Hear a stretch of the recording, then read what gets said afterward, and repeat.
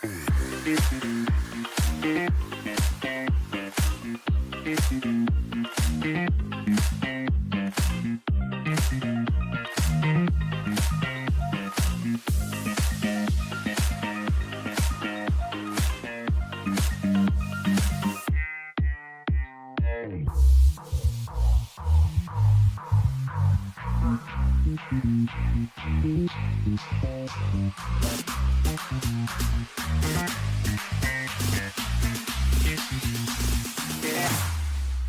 we go now.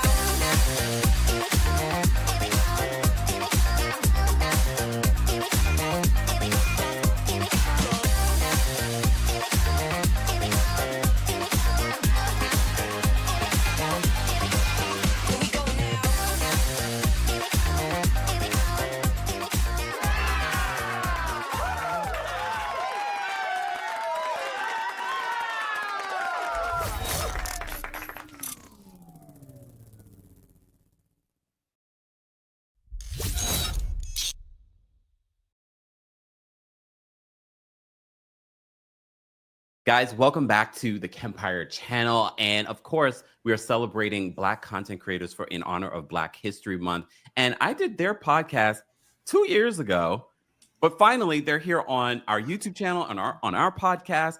Welcome from Bravo, We're Black, both Aaron and Kaya. What's going on, guys? Thank you for being here. Thank you for having us. Yes, we're so excited to be here. Thank you for obviously taking a chance on us. That was when we first kind of like started out, and I'm like, I think that you were bigger on TikTok and you had just joined Instagram, but like your content was so like captivating. I was like, we gotta have Kempire on here, and then when we finally did, we had such a good time. Yeah, and now, I mean, you've been blown up. So proud to see you with all these different shows. I hope that y'all have been to Kempire's shows, honey, because I hear they are the event to go to. This is not about me, Kaya. This is about y'all. You know, we're coming on your show. We gotta hype you up too. Exactly. So. Like, no, let me hype you guys up, because you guys have been working diligent. One thing I can respect about content creation are the folks that are out here that are consistently putting out content, consistently striving. They're not giving up, because I'm sure you've seen so many other people that have come and gone. And I get it. It's not easy doing what we do, but again, you know, in honor of Black History Month, especially with the political climate that we're in, I think it's important that we support each other and uplift each other. And I was like, okay, this is the perfect time to bring you guys here. I was actually shocked. I was like, wait, they've never been on my channel? Wait a minute. No fair. Come on over here and play with us. So I really do appreciate you both coming here. And can we just talk about how this collaboration even came about? For those that aren't familiar with Bravo, We're Black, but it was Bravo Wild Black before, right? Yes. It started off with Bravo Wild Black, and then we went into Bravo We're Black. But we started off during the pandemic. We wanted something to do, because we would always send voice notes between each other about these Bravo shows like Vanderpump Rules, Housewives of Atlanta, Married to Medicine. And so one day Kay was like, we should just start a podcast. And we actually did it. And at first I thought it was a crazy idea. We made one episode that never seen the daylight, and it never will. Oh, why? But we continue just because it was so rough. And at the time we didn't really have a filter. We were just so it's good. It's a good juicy one. We were like, we can't put this out. Some would say. No, I want to hear that one. But we don't want to get banned. That was that was a Patreon. But you know, from that point we just kept going. We created an Instagram page. We started sharing memes, and the Bravo community was also so welcoming, like the content creators that were already out there. So we just kept going from there, and then we rebranded, and now we talk about pop culture and everything. Not Love After Lock. I wanted to say Love After Lockup so bad. Everybody wants to watch that damn show. I'm like, I feel like those people reach out. They're actually locked up. I'm not talking about them. That is definitely a dangerous line to step. We talk about them on the Patreon, but like on our main feed, it's like whatever everyone's watching. Abbott Elementary, Power, The White Lotus. Like, you know, now there's this new show that I want to tell everyone to get into is Paradise. It's really good with Sterling K. Brown on Hulu. Like, it's just such. I did hear about that one. Scripted stuff, you know. But obviously, whatever is current events, and then we have on Wednesdays we give like our Black Excellence Award because we always want to center it around. Obviously, our identities are being Black and expressing Black and just loving Black people. So we give our Black Excellence Award, even though sometimes it goes to some people that might be ridiculous to you, or to people listening. Like, do we have an example of that? Who might be ridiculous to us? Kai had somebody in mind. Sometimes it's people from Zeus. And I know that that's very, it's very, but it's like sometimes they show their ass so good that we're just like, have to say that. I appreciate that. I mean, everyone needs someone to love them. Okay? Exactly. They're putting on a show, honey. So I assume you guys have Zeus accounts. Oh, absolutely. Oh, damn. Absolutely. I don't think I've ever met anyone that has admitted to having a Zeus account, but I appreciate the honesty and openness. I used to have a Now That's TV account. Is that too far? I'm sorry. I'm so sorry. No, don't be sorry. So you guys have, so you don't just cover Bravo, which I love because I love Bravo, but I also love talking pop culture, as you know.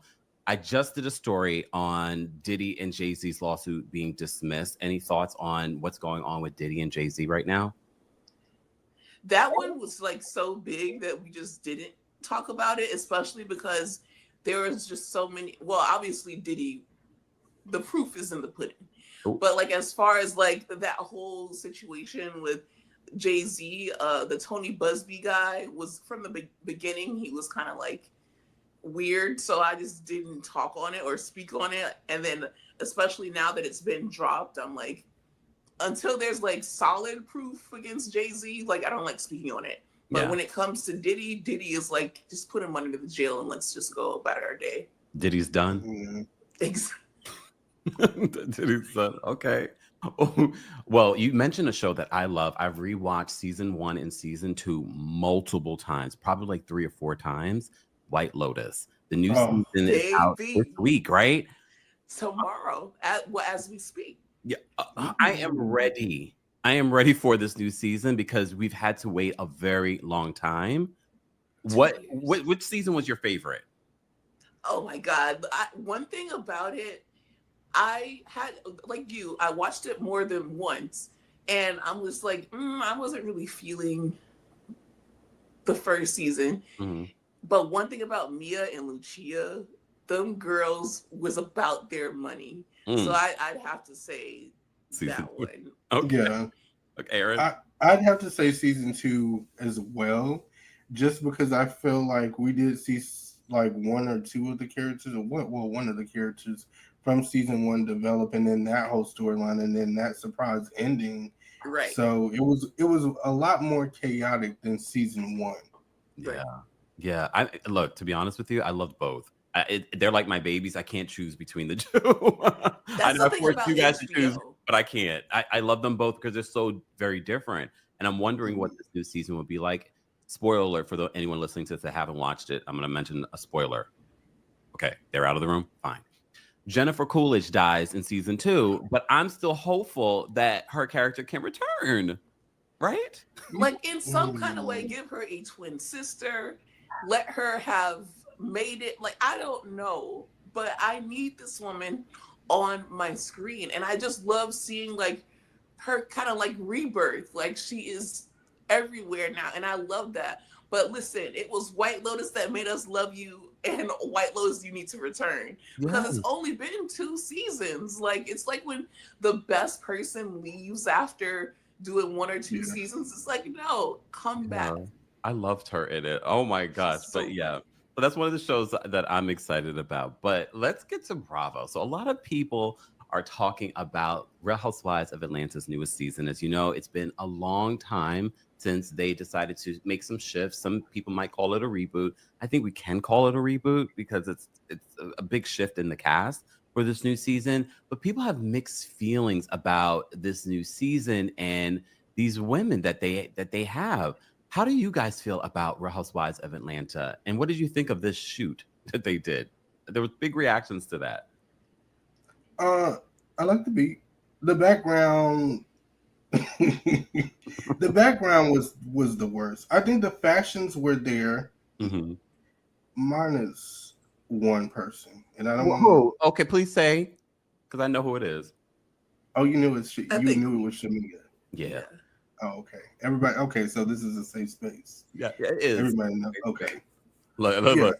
Hold on. Safe space. Thank you. Because aside from Shamia, I feel like everybody snapped, but it's just that background that kind of throws me off, like that Chutes and Ladders. Did you ever play Chutes and Ladders as a child? Yes. On the PC? That's exactly how it looked. It feels as if they were leaning into, a lot of people have already been comparing the cast to Love and Hip Hop. No offense to Love and Hip Hop, but that's not what we expect from a Bravo Real Housewives. But it seems as if based off of this photo shoot, they knew what people were already saying. It's like they leaned into it.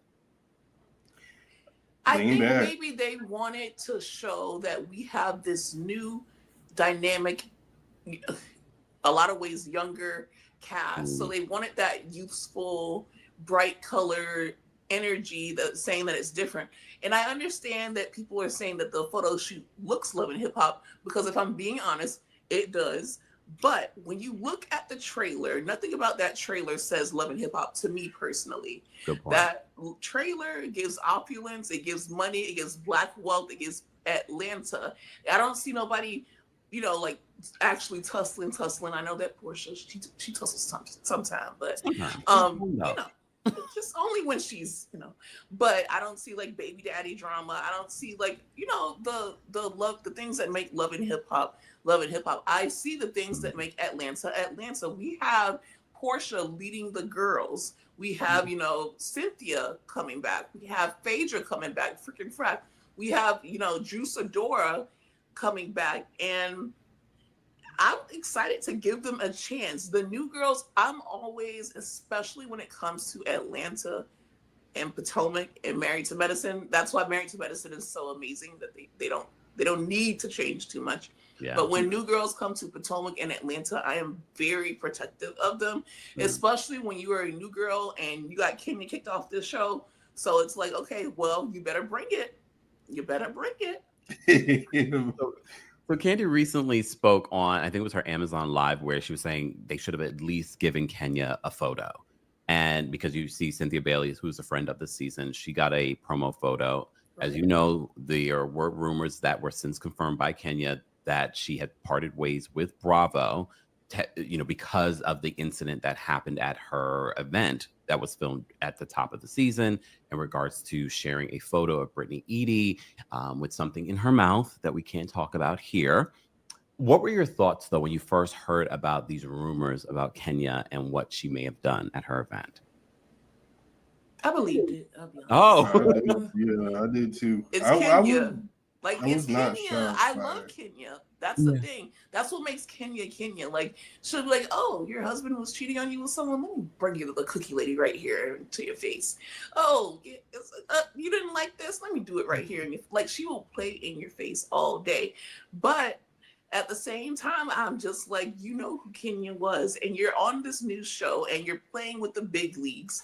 Also, I don't think that it was right that she did that. I'm against revenge porn, but you have to understand that when you go on these shows, your skeletons are going to be brought out and put forth. So, Aaron, what did you think? I agree with the same thing. I was definitely not surprised by it. I was more so, well, maybe I was a bit surprised at how far it went. I think with her being kicked off the show and then all the rumors circulating and everything, I just didn't think that she would take it this far to the extent of losing her job, because I'm pretty sure she's aware that this would have been a no-no. Yeah.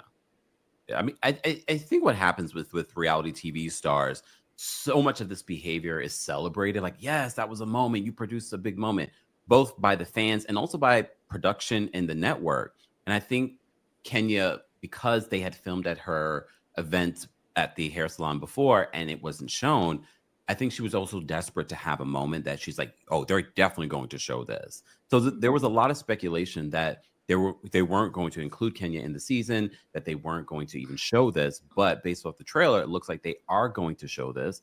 However, we don't get a promo photo from Kenya for the season. And I do feel like if they're going to use this footage, then Kenya needs a photo, period, because you're using her. It's, you may have had to let her go or y'all parted ways. If y'all parted ways, cool, but you're still using the footage. You're still using whatever she filmed up until that time. We see it even in the trailer. So why is she not included? It's either ice her out or don't. That's why I'm kind of confused, because you have Phaedra coming back, who was accused of, some unsavory things. Illegal. And we have Kenya on the way out for being accused of something just as unsavory. So you're sending mixed signals. Yeah. I also think that they might be trying to boost the ratings without necessary. It's like that they're playing in your face a little bit, because they're like, we're going to boost these ratings and give people what they want to see, because they know a lot of people are talking about this. This was the hottest ticket in town when it happened. But instead of showing her cast photo, they're like, technically we can't celebrate it. It's one of those situations where they're like, we don't really want to put her in the front. We want to talk about it and get the ratings, but technically we're not affiliated with her and she's gone. Which Kenya has said mixed things about that. She's basically said that she's isn't in a good relationship with the network, that she still works with the network, that she would like to be at the reunion. For me, her not having a photo, not being involved in this, and I'm sure she probably won't be a part of the promo for this, says to me that she isn't in a good place with the network, despite what she said in interviews. Yeah, Kenya, like she lies all the time. Like that's something that I love about her, is that she she would not, but she doesn't lie like Mia. She'll lie about something like, oh, I remember when this first happened, she went on live.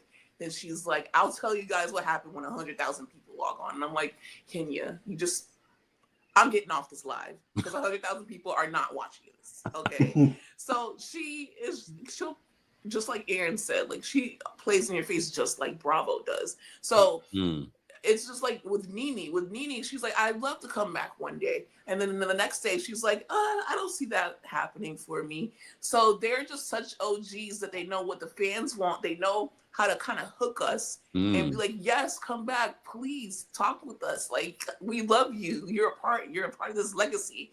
And then when they don't really want the attention, or they want to cause more headlines, then they'll deny it. So it just keeps their name in the press. But Kenya can do this all she wants right now, because the network is also teasing her. They've deleted complete scenes, people, like they edit around people. They obviously reshot a bunch of stuff. They shot for much longer. So they did not have to include Kenya in this promotion. They did not have to even hint towards it at all. We could have just known that this happened off camera, and they talked about it on camera. Just like when Phaedra comes, I doubt that we're really going to talk about the elephant in the room the way that we're going to talk about the elephant in the room. So we can do what we want with that. Yeah, you're right. You're right. And look, it should be noted, I think a lot of people think that Kenya was filming for weeks and weeks and weeks, but this happened at the top of the season. I think they were on their third week of filming. So there was a lot of speculation on whether or not they were going to include it. But it also might be a sign as, do we have anything else that happens during the season that's worth talking about? But the return of Porsha Williams, Peach Juice Williams, was one of the biggest draws for the new season of the Real Housewives of Atlanta season 16. Aaron, how do you feel about Porsha Peach Juice Williams returning? Sometimes Gobadia. I'm really excited for her return. I think she's actually going to bring a lot to the show, because we're seeing what's going on behind the scenes with Simon, possibly.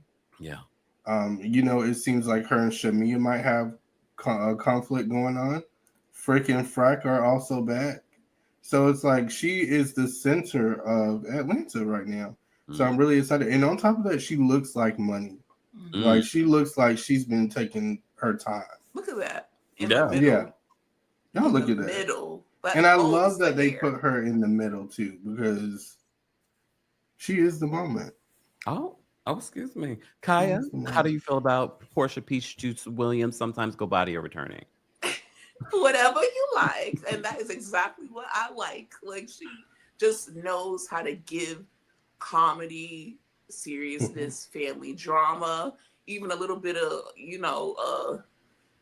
black, like, not just black excellence, but as much as we clown Porsha, you know that she comes from a prominent family of, like, that was there, marching and all those things, like, but Porsha is so much more than just this person who's funny and thinks that there was 265 days in a year. Like, she is smart. Like, she has a family that is really important in civil rights history. She also can bring the drama, and then her family also don't mind getting their hands dirty. And that's what I like, a housewife that has, okay, if my significant other doesn't want me to tape, I have my family here, and that's just as interesting. I have my possible love life that's just as interesting. She can give us so many things, and it's Simon that's trying to, like, really bring her down and sue the network and just be this big bad Marvel villain character, when it's like, go pay your taxes. Like, please, allegedly, before he tried to sue me, right? And us, everything on this is alleged. Okay, but we also get to see that it seems like her and Juice Adore are really going at it, and I am excited to see what happens with that, because I do follow them on social media, and I have noticed, I'm like, why is Dennis so close to Miss Juice Adore, and when did he start managing singers, and what's going on here? Because I thought he sold hot dogs. He's supposed to be the hot dog king. Well, reportedly, it looks as if Porsha, despite her blocking me, I saw on the comment section that she has answered a fan question in regards to when her divorce is going to be finalized, and she commented the 26th with a couple of emojis. So before Black History Month is over, we should have a finalization of her whatever that was with Simon Gobadia. Hallelujah. What do you think really, like, happened with her and Simon? Like, what do you think was the catalyst to not just a divorce, but just all this bitterness? Because it seems like locking people out of their house and suing and all this, he is just really hurt. So what do you think really went down when they decided to split? I think Porsha finally figured out something. I don't think it was everything, because the streets had been talking. There were so many different stories about, as soon as we found out about their relationship, the tea on Simon spilled. Okay. So she knew this before she decided to walk down the aisle with him, but she still decided to do it. I think Porsha found out something that we probably don't even realize. Yeah. And that was the deal breaker for her. And that goes beyond him, him getting, his, immigration status and things like that.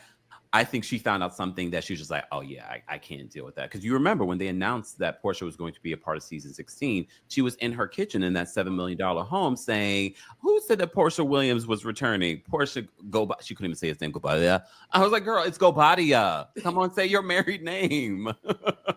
Learn how to say your married name.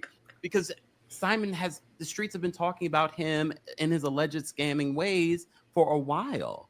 So I really feel like she found out something that we probably didn't even know. And that's why she decided to separate herself from him. Am I surprised that Simon is acting the way that he's acting on social media? Not at all. We saw how he treated his previous wife right before Porsha. I wasn't surprised that he was going to be acting this way still. And actually, I hate Porsha for that. She's forced this man on our lives. I get it, because it's just like every time we have something to talk about with Atlanta, he's just trying to slap them with something legal, and it's like, sir, give it up. But I said it. She should have stayed with Dennis. Dennis is be making appearances this season. He's doing confessionals, right? And it looks like I feel like they make such a great couple. So when everybody, I hate it. I will say that every time I say that, people are like, "What?" Yeah, but I feel like they make a good couple. I think they co-parent very well together. I think they have a great friendship together. And honestly, if he just stopped cheating on her a little bit, I think they would be okay. But at this point now, I also feel like Porsha is kind of okay with doing her own thing. And he's okay with doing his own thing. So it's like, why not? You know? Oh, it's like an open relationship. Yeah, like an open relationship. It's 2025 now, you know? Oh. Noted. This one, I said it not for me. I'm but just it's saying. 2025 for them. Yeah, for that. Maybe that will work. Well, Porsha was just in, what was it, Nigeria with Pete, what was her name? Phaedra, possibly looking for a new man. They love them Africans. And I'm just like, get you a good one this time, Porsha. Like, don't get you one that was bopping around Atlanta. Get you a true African. Go on young famous and African. See if they have any friends. But stay away from Two-Face, please. Please and thank you. Oh, we don't want to see her end up with Two-Face. I mean, look. It looks like Two-Face got his own Atlanta peach with Fantana, but that's a whole other conversation. Listen, Diamond I can deal with because Diamond will be the first one to tell you I ain't shit. Yeah. But Two-Face and what he did to Annie, and now he's getting remarried, that was insane. Like, while she is losing her mind actively, you're getting remarried. Guys, I'm sorry. I just went to Young, Famous, and African because we talk about that here too. I'm like, I don't remember this part. Porsha and Phaedra have been in Africa. And I like seeing freaking Frack back. I just wonder how they are going to handle that. And that is what you brought up was very interesting because you're like, okay, that was only 3 weeks into filming. This is something that's going to be a part of the season. So maybe they don't have that many things to show us. But I'm still very hopeful because I still see some things that are going on. And also, we don't know what the new girls are going to bring us because we do have new girls, which I forgot to talk about because I don't really know them like that. But, I'm going to keep an open mind for what is that Britt, Edie, and... We've got Kelly on the far right. Okay. And then we have, of course, Shamia. We know Shamia, but we don't really know Shamia as a housewife. Mm-hmm. And then we have what's her name again? Oh, is it Angela? I don't know. Angela, yes, Angela. Oh, okay. It's Angela Oakley. I believe. Yeah. Yes. Mm-hmm. Phaedra's making a return this season. And apparently it's because she hightailed it out of Married to Medicine and did not show up for this week's reunion.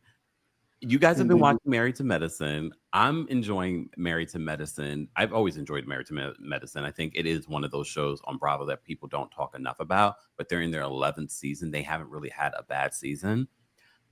What did you feel about Phaedra from last season to this season and her addition to Married to Medicine? The same thing. Oh. She's only going to give you so much. I think with this season, the difference is like now the first season they were on quad and they were getting on quad real bad, but now they're kind of off of quad and they're embracing her a little bit more. And I think they're building that sisterhood again, but it seems like they're isolating Phaedra out. And I don't know why, because I honestly, in my opinion, I don't feel like Phaedra did anything wrong. Especially when she referred to them as those bitches, because they were trying her scene after scene after scene, telling her that, she's not attentive with the party planning. And keep in mind, this was Dr. Jackie's Meg Geller. Mm-hmm. And we know why she tried to promote that Meg Geller. We know why. Well, Kim, can you tell us why, please?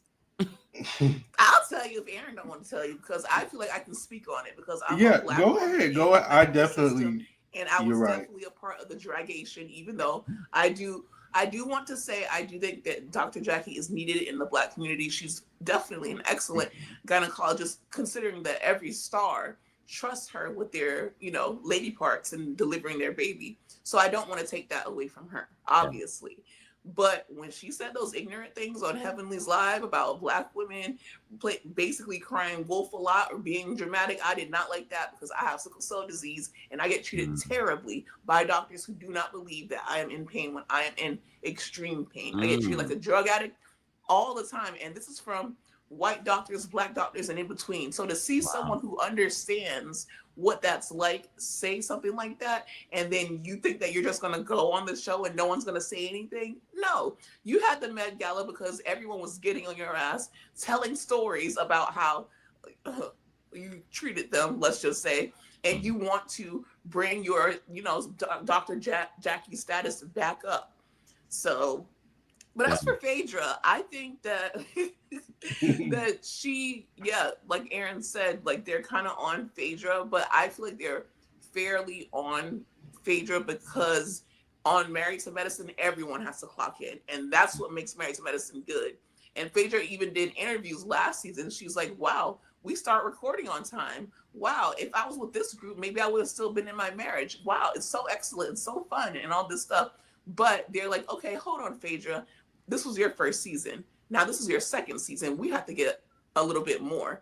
You're not showing us who you're really dating, or if you're really dating anyone. Like you have this little boy that you're trying to present that that you're dating. Apollo, like that's the only thing that you really have going that we can get to. So we're gonna try you until you get pissed off. But I do have a question. Yes. And this is for both of you. Yes. Outside of Quad and her new man, what does anybody else have going on? And crickets. Nobody else has anything going on. Dr. Heavenly's storyline is Sweet Tea and Phaedra. Dr. Simone's storyline is still being maybe upset with Quad and cleaning up her son's basement. She's very weird for that. And then that's about it. And then Sweet Tea, I'd say Sweet Tea and Quad are really the only ones who actively are showing up, and we're seeing parts of their lives. We're seeing the embarrassing moments. We haven't even seen that from Toya yet. Well, I haven't really gotten anything. Toya had the whole baby shower for her Birkin. That's a storyline. Oh. I was so mad that week. I was like, are you serious right now? That was a horrible event. That was so silly. Like, no one believed that you were pregnant. So yeah. Please, be for real. So, mind you, she's trying to play this trick on OBGYNs. Like, your friends that are OBGYNs. Like, please. But I don't know. I kind of like seeing their family dynamic. I don't think that everything has to be so, like, dramatic and all that stuff. I like seeing that, like, this is called Married to Medicine at the end of the day. So if you're not married to medicine, then you have to really, like, step up. And then I also feel like these women have been there all these seasons. So when you're new, you can't come on there and kind of just sit back. No. So Phaedra is new. That point I do understand. That point, because they feel like they paid their dues. Right. But I think the problem with Phaedra is that she feels like she's paid her dues because she was on Atlanta. But this is a different show. And I think that's what she had to understand. Mm-hmm. But respectfully, I kind of get her too, because she's like, well, I gave so much to Atlanta already. I wasn't. Well, okay, can I ask you guys, were you surprised that Phaedra didn't show up to the reunion? I was. What? I was a little surprised too, because until we see the final few episodes, maybe it will make more sense as to why she didn't show up. But I was sort of like, and she was in New York. So I was sort of like, okay, were you thinking about showing up and you decided at the last minute not to show up?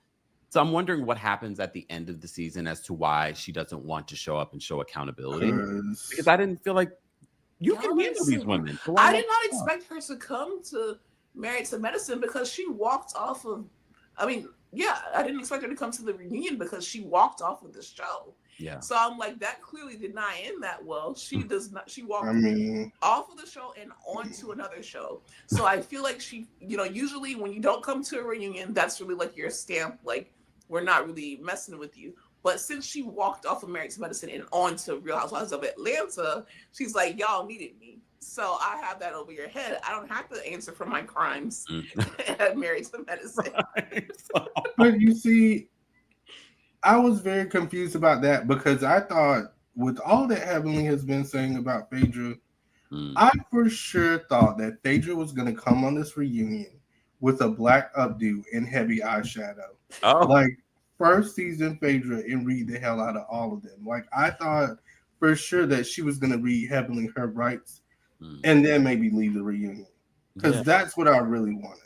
Because both really Quad and Heavenly have been talking a lot about Phaedra in the press. Phaedra really hasn't talked about them except posting the check that she wrote to Jackie's charity to prove that she did pay what she said she was going to pay. So I really thought she would have shown up and it would have been interesting. But on the other hand, am I disappointed that she won't be there? Not really, because she didn't add a lot to Married to Medicine last season or this season that we know of. But she did have a dramatic exit, and it would have been nice to hear her side of things. Yeah, that's more so why I'm disappointed, because I definitely wanted to hear answers for that. I wanted to hear that the behind the scenes tea about her trying to get Quad fired, which is why Quad's so like not really feeling her right now, because that's why I can tell Quad is going on her. Like, yeah. Well, Aaron, you muted yourself. Aaron, why are you muted? Did I mute? Yeah. Yeah. You're better. Okay. So in regards to Married to Medicine, the other big hot topic that's happening right now on social media is Sweet Tea versus the entire cast of Married to Medicine. She's been on her own YouTube channel recapping the show, spilling tea, and this week she threw Toya in there, saying that Toya wanted her to go at Quad. What is your feeling about Sweet Tea in general and what she's added to the show? I think Aaron can speak for us both because he is more into like the current events, and I'm more into like watching like just what's going on the show. Okay. With Sweet Tea, did you guys see that rap too? It was Oh, it was just, it's been bad. It's been really bad. And I think she has the worst takes. That's the thing. I think she has the worst takes, but it's like, I like her on the show. I'm okay with Sweet Tea on the show. I don't have a problem with her. I think she does have funny moments.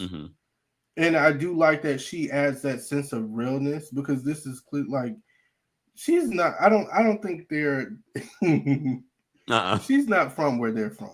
No. There's a big difference. So you can tell that. And I like that she's so herself and she doesn't feel like she has to be someone else. But on these little YouTube shows that she's doing, it is just the worst. And I wish you would stop. Please stop. Okay. Enough. Kai, how do you feel about Sweet Tea on the show and what you've seen of her on the show?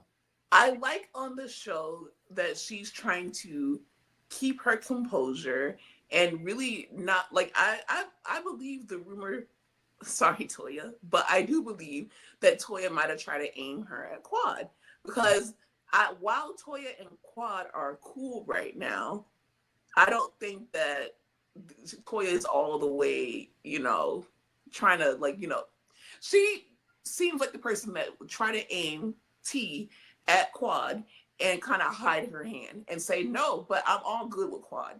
On the show, I like how Sweet Tea is, because she's not really trying to go at Quad so much. She's not really trying to shade Quad too much. She said a few things here and there, but I'm like, okay, that's natural. But her whole storyline is not just Quad. It's like, I have beef with all these ladies, apparently, except Tessa, and I am trying to, figure out everything. I'm also trying to have a baby by this man who I promised a baby. Like, his ex-wife is back. He's clearly obsessed with her. The problem is not Sweet Tea. The problem is Greg. Greg loves him some Quad. And loves talking about Quad and is obsessed with Quad. And now that she has a strong, fine black man beside her, literally like ready to, I don't know, do whatever, it literally gets under his skin, because why was he so angry to the point where he's like, Sweet Tea, be quiet, like be quiet, be quiet. And then she was quiet and he was still mad, so mad that he had to walk it off. he wasn't walking off his anger towards T. Mm-hmm. He was walking off his anger towards Quad having a man that is more man than he has ever been. Wow. Aaron, how do you feel about that, Sweet Tea and what she's bringing this season and what Kaya just said and ripped Dr. Gregory apart? I do agree. I think Dr. G is a big part of Sweet Tea's downfall, because I do think that Sweet Tea wants to just mind her business and kind of coexist with the other ladies, but then he puts her in these uncomfortable situations. Like, number one, I don't think they should have went on that trip because it's awkward, and because they're doing activities where they're talking about their previous situations. And if you know that's going to happen, and the person that you were just dating is literally sitting behind you, that will present a problem, because you're talking about them in a negative way. When she was boosting and talking about the new guy that she was with, it was kind of like she was also throwing shade to Dr. G. So I think it's normal to feel like how he felt, because this is information that he's not supposed to hear anyway. This seems like girl talk that she's supposed to talk with, amongst her friends and people that support her, not him like directly behind her. He's gonna hear that. And I also think that Quad was a little drunk. A little? A lot. And I think she knew what she was doing. And then it's like you're kind of egging Sweet Tea on, because I think Sweet Tea was trying to play fair with her, and I don't think she had any ill intent towards Quad. But then it's like you're like, okay, well, I'll plan your baby shower, this and that. Like and you're making it seem like you didn't want a baby with him, and now you want a baby now. So it's like she did play a part in it. Yeah. Now he have reacted that way? Absolutely not, because that made him look crazy. Very. And I feel like you see, not in the last episode, but there have been a couple of episodes where you feel as if Quad is egging on the situation with King. Like, are you going to say something to my ex when you see him today? He's like, why would I say something to your ex? So Right. I feel like she's been little by little egging it on. As we've seen in the mid-season trailer, as we've seen for the trailer for this week's episode, we see that there is going to be, or maybe, I don't want to say there's a physical interaction, because all we see is King running for Dr. Gregory and Dr. Gregory, tap dancing all the way, away from him. How do you guys feel about what happens? And apparently, according to Dr. Heavenly, charges were filed from Dr. Gregory against King. How do you feel about that? I'm not surprised. I'll say that. I'm not surprised, because I know if they did fight, we know who would come out on top. So I'll say that. We know who would come out on top. Dr. Gregory? You think he got those hands? Let's be for real. No, absolutely not. This has become a comedy podcast. But I do think that, this is it's kind of both their fault, because Quad was egging him on, and he was falling for the bait, and he also let his anger get the best of him. And I do feel like if Quad is over this situation, and if she's trying to move forward with this new guy with King, I think that's where her focus needs to be. And I think she has to stop the pettiness and stop involving him in drama that doesn't involve him. He should not be saying anything to Dr. G. That's weird. Like, why? Yeah. Kaya, how do you feel about this upcoming fight? I feel like I'm not surprised that Dr. G filed charges, because he's a damn bitch. I understand that he's a doctor. I'm sorry, y'all. Just give me one. Just give me one. Like, I've been good so far. He's a doctor, but he acts like you know what, and he's had this problem since last season. He would make digs toward Quad when she was single, and now this season he's still worried about Quad. We've seen this. It's not even Sweet Tea. But to be fair, while we were talking about that situation with Quad and Sweet Tea and Gregory, it was Toya that was kind of like, oh, look at Dr. G. Like, now that's why I feel like Toya definitely kind of tried to aim her at Quad, and you were seeing this play out. But the charges filed, it's definitely a Dr. G thing. I believe it fully. And I know that King, if they did get to fight, whoop that behind. Yeah. I don't doubt they actually got to fight, but a little tussle. Well, Quad was in the middle like, no. And it's so funny because it's like, you want this, live in it. Like, you want it. You've been egging this on. Just sit back and let them fight. Let her go. Get her. No, but she has to play damsel in distress. So no. They need to bring Mariah back. That's my last request. Oh, okay. Why? Why should they bring back? Because that's one thing we always hear from the fans. Mariah, they want Mariah Huck back. Well, me personally, I just feel like with Phaedra being gone, and Contessa not necessarily working out, they need to bring somebody else on. And who better than Mariah and Lisa Nicole? Well, Lisa Nicole made a little appearance a couple of seasons back. That didn't necessarily. Yeah, that didn't necessarily go well. But I think COVID test back. I do miss that. I think Lisa Nicole was one of the first ladies to really go and show the world her marriage. Like as far as like I'm married to medicine. Yeah. I'll even say that she was like one of the first ones to be openly jealous, openly insecure, open about being cheated on, open about healing from it. So it's like that there's a lot of elements from her marriage and just her scenes back in the day that I would like back on Married to Medicine, because I feel like we don't. I mean, we have it, but is it really genuine? And they're still married, Dr. Lisa Nicole and her. They're still married. So she knows a little something about something. Kai, how do you feel about Lisa Nicole possibly coming back? You want your COVID test back? What? I just need to know the follow-up, because that was on the news and everything. Like, that was very serious. She was playing in the people's face. I'd be so pissed off. I just think that denial is a river in Egypt, but I would love to see that couple back because they made a great Married to Medicine storyline, and I want them to be full-time, so she has to really fight for that spot and get that camera time and address some of the things that happen. If Lisa comes back, I would rather have Mariah Hook come back, because I feel like since Phaedra is leaving, we really need like a lady of the manor type vibe, and Mariah just very much gives. She's married to a doctor's wife, but she can still get down, but she would rather not. So I love Mariah back too. So a lot of people will say the reason why Mariah's not back is because she sued the network. Apparently there was a settlement. But NeNe also allegedly, not allegedly, I don't think I have to say at this particular point, she sued the network. They went into mediation. Apparently the mediation is over. She's now working with NBC Universal through the E Network. She just did, what was the Grammys after show or something like that, or she will be doing something with them again. So if NeNe could return, I think that Mariah could definitely return to Married to Medicine. But one thing we did not talk about was NeNe's possible return. How do you guys feel about a possible NeNe return? Of course, it won't be this season of Real Housewives of Atlanta, but she's working with NBC Universal, so obviously things are in a decent place for them to be working together.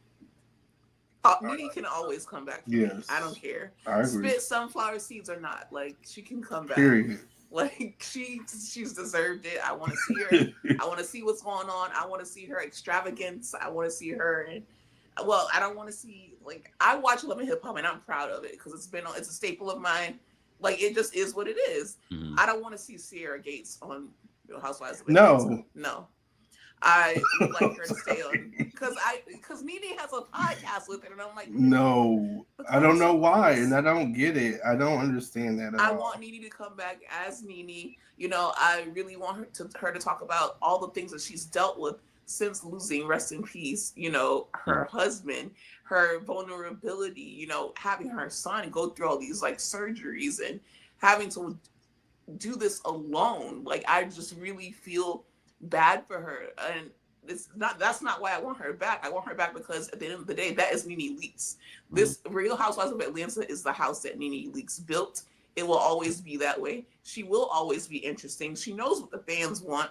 even when she's tired of us or whatever, and she starts acting the fool, she can still give us something to look forward to. And we've been missing her for so long. She needs to just come on back. But if I could make a suggestion, in addition to NeNe, I would like, and I know that people keep saying no, no, no, no, I would like Miss Melody Cherie from Love and Marriage Huntsville to come. And I know Carlos King will cuss me out, but I would like her to come to Real Housewives of Atlanta or Potomac. I don't care. I don't care. Oh, okay. Aaron, how do you feel about NeNe and NeNe's current status? And then how do you feel about what Kaya just said about Melody Cherie coming to Real Housewives of Atlanta or Potomac? She doesn't care which one.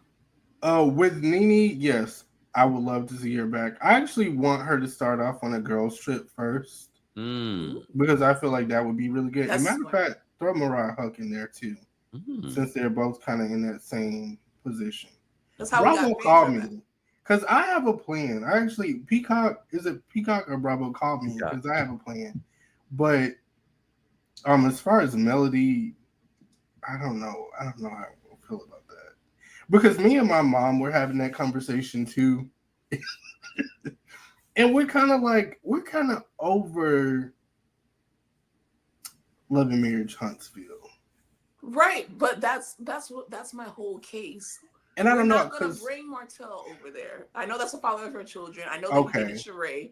We're not bringing that to this. She's going to be in Atlanta full time or DC full time. But Huntsville follows her. That is the thing. She can leave the kids at home. This is the thing. This is a fresh start.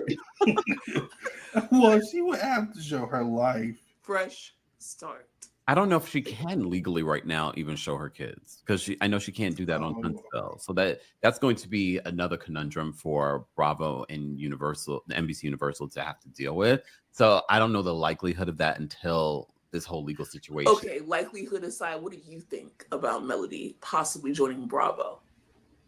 I don't like the rehashing of reality TV stars when there's so many fresh people that we don't know that you can give Melody something else. Maybe separate from Real Housewives of Atlanta, because it also would feel forced because she's not in Atlanta. She's not really mixing and mingling with these women on a daily basis. She's not besties with any of them. So I feel like it would be forced, and that's so much of what reality television is right now. It's so forced with we're gonna throw someone in, like what they did with Phaedra on Married to Medicine. I don't want to do that. We're not dumb as an audience. We watch things and we're like, this feels boring or fake. It's because it is, and it's pre-produced and it's forced. So I don't want to do that to Melody. I'd much rather her do something that feels natural with her friends and things like that. That's fair. I think a home renovation show would be good for her. Those reality stars that have to head over to HGTV in order to heal, and then they come back. They cross their arms. And I love a good. Yeah. Yes. Exactly. I do love a good HGTV. Look, she's in that world, so why not? That would be perfect for her.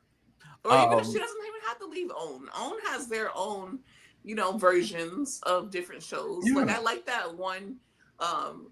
Was it Loveless Atlanta? Something like that. Maybe it was kind of like their own Selling Sunset. I really like that. And she's into building stuff and stuff like that. So that's a good idea. She's into building stuff. Guys, first of all, before we jump into Real Housewives of Potomac, let everyone know where they can find you, what you have coming up. You can find us at Bravo Wild Black on all social media because Bravo Weird Black is the podcast. So if you want to listen to us, go to Bravo Weird Black on podcast. If you want to follow us, go to at Bravo Wild Black on social media. Please head to our Patreon for some extra episodes. This month we're having all Black people on, just like Kempire. We are celebrating Black content creators. Patreon.com/Bravo Wild Black. I would really appreciate if you sign up for that and just be active on our social medias. If you see us post something or post a question or post a meme, go ahead. Let us know what you're thinking because that's what we really want to get into. What do other people think about these shows? So thank you so much. Yeah, most definitely. And we will be posting all of that information in the description of the video and the podcast version of this episode. Okay. So I've left the best for last. Real Housewives of Potomac. Karen Huger had a DUI ahead of this season. Karen Huger has since gone into rehab. Karen Huger was a no-show. If you can see the video of this guy, show yourself. Come on.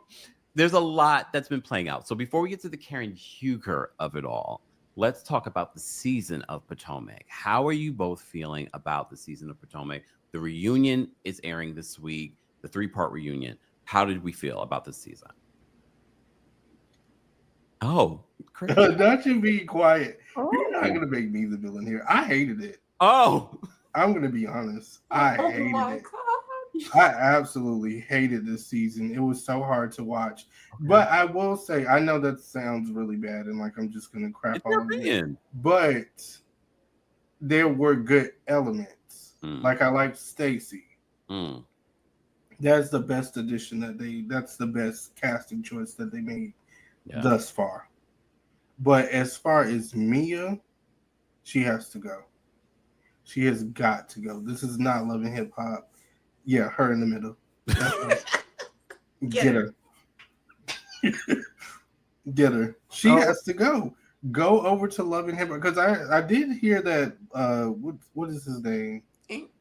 Ink is going to be on Love and Hip Hop possibly, or another That's what show? they said. They said that he didn't like me. Well, okay, they didn't say that he didn't like being on TV. They said he didn't like that platform. I didn't hear about this Love and Hip Hop. They said it wasn't good for his brand. It's his brand. Whatever. Oh, okay. Because I did hear he was going to be on something, but like wherever he's going to be, she can follow him over there. Because I don't want this to continue on this way. It's so painful. It's painful. It is. It's like it's hard to watch because I'm like, we are in the gutter. Like when I seen the Airbnb and just the vibes that her and Jacqueline have, it just felt like one of those old like BET movies that they come out with about the threesomes, and then like the girl's best friend ends up sleeping with her man, and then they end up like something happens. I just get those weird vibes with Mia and Jacqueline, like in every situation, even with these new guys that they're with. I'm like, have y'all all done something together? It looks like, based off of, you can never tell where the truth is in between Jacqueline and Mia. Yeah. It seems as if there was something that happened between all of them at some particular point. I don't know. It's a certain energy. When you get into it, it just starts, like, the more you think about it, the more uncomfortable you get. Because the more they reveal, it's like, how old were you when this was happening? Was this okay? Yeah. You talk. I don't know. I don't want to know. That's just how I feel. I'm Mario. Check me out in the chat. Kaya, and I feel bad for the kids too. Yeah. Kaya, how did you feel about the season? Since you put it on Aaron, how did you feel?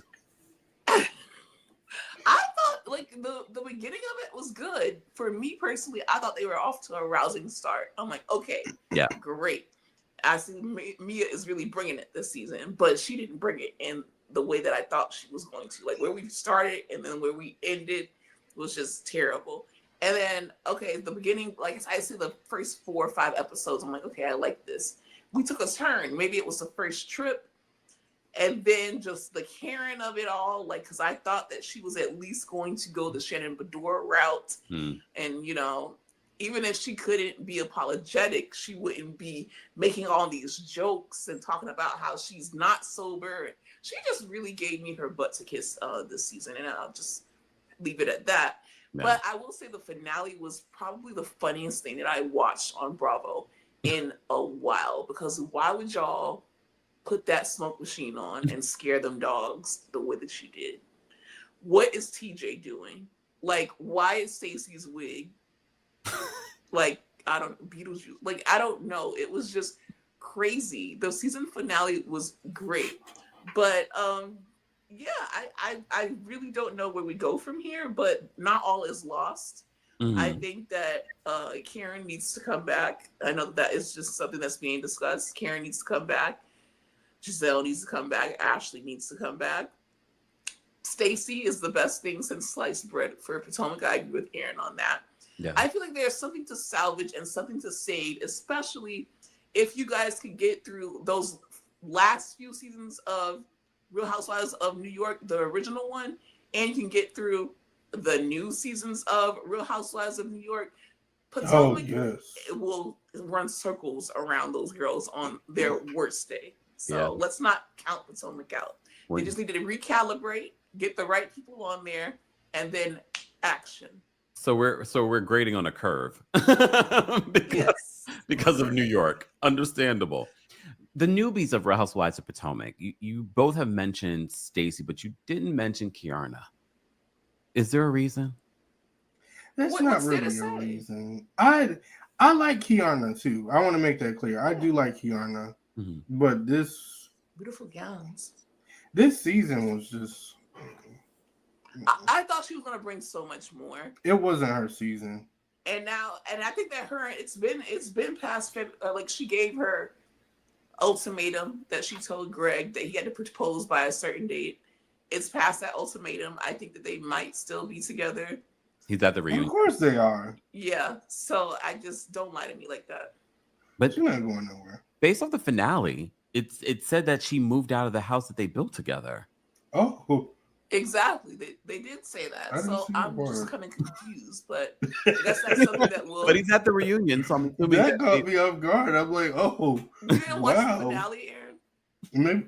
No, because you know when they put up, like a lot of people don't pay attention to like where they've been. No, he didn't watch the full thing. You didn't watch the finale? No, he didn't. He muted himself. Thank you, because my computer meets me at the right times. Oh, I was not interested in seeing that finale. I'll be honest. It was funny. You need to go back and watch it. Okay, see it through.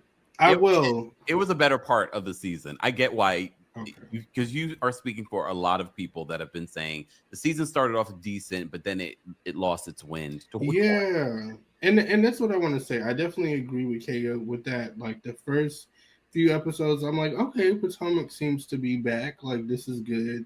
But I think after that episode where Mia and Jacqueline went to their Airbnb, like ever since that episode, like I don't know, it was something about it that just made me feel weird, and I was like, I don't want to be here anymore. What do you think of Potomac, but especially Mia and her storyline? I think Mia's storyline has been dangerous, from the paternity situation, from using Gordon's mental health as her storyline or as an excuse for her bad behavior or her lies.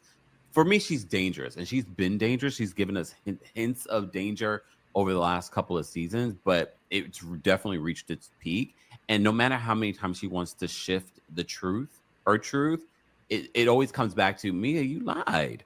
But I also don't think the way that these women in the OGs, we saw them working. We literally saw them producing themselves in coming after Mia. And I don't want to defend Mia, but at the same time, I'm like, Karen Huger coming after someone not taking accountability and lying, girl, sit down, because that did not age well for Karen Huger. Let's talk about Karen, because y'all don't stop turning this on me. Y'all are my guests. That's Kaya. Kaya. Okay. Let's talk about Karen Huger. Okay. Oh my God. Let's talk about Karen Huger and the DUI. I'm pretty sure that you both watched the DUI arrest body cam footage. Okay, Miss Wilson, we want to know your thoughts. Why do I have to go first? Oh man. Yeah, I'll give the floor to Kaya. How did you feel about that? You know. And why did you correct me? I was saying your name wrong. No. It is Kaya or Kaya. Oh, okay. Just making sure, because I like. Because I go by both because I like attention and I like to have a mysterious air about it. It's the honesty. Black History Month, and I'm here with my people. I go by both because I like attention, so it's Kaya or Kaya.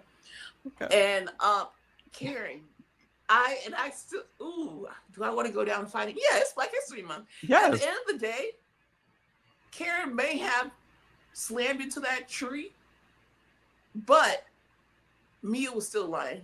And Mia is the real problem here because she took everyone's attention and time and put it on her. Okay. Mm-hmm. So while I agree that Karen needed to take a lot more responsibility because she knew what happened that night and Ray knew what happened that night. At the same time, I don't think she thought we would ever see that footage and really what she did. Yeah. Shame on her for what she did. Shame on her for invoking Thomas Jefferson's concubine. Shame on her for everything that she did. Okay? She needs to do her whatever her consequences may be, but she doesn't deserve to be kicked off the show. I don't think that she deserves to be kicked off the show at all.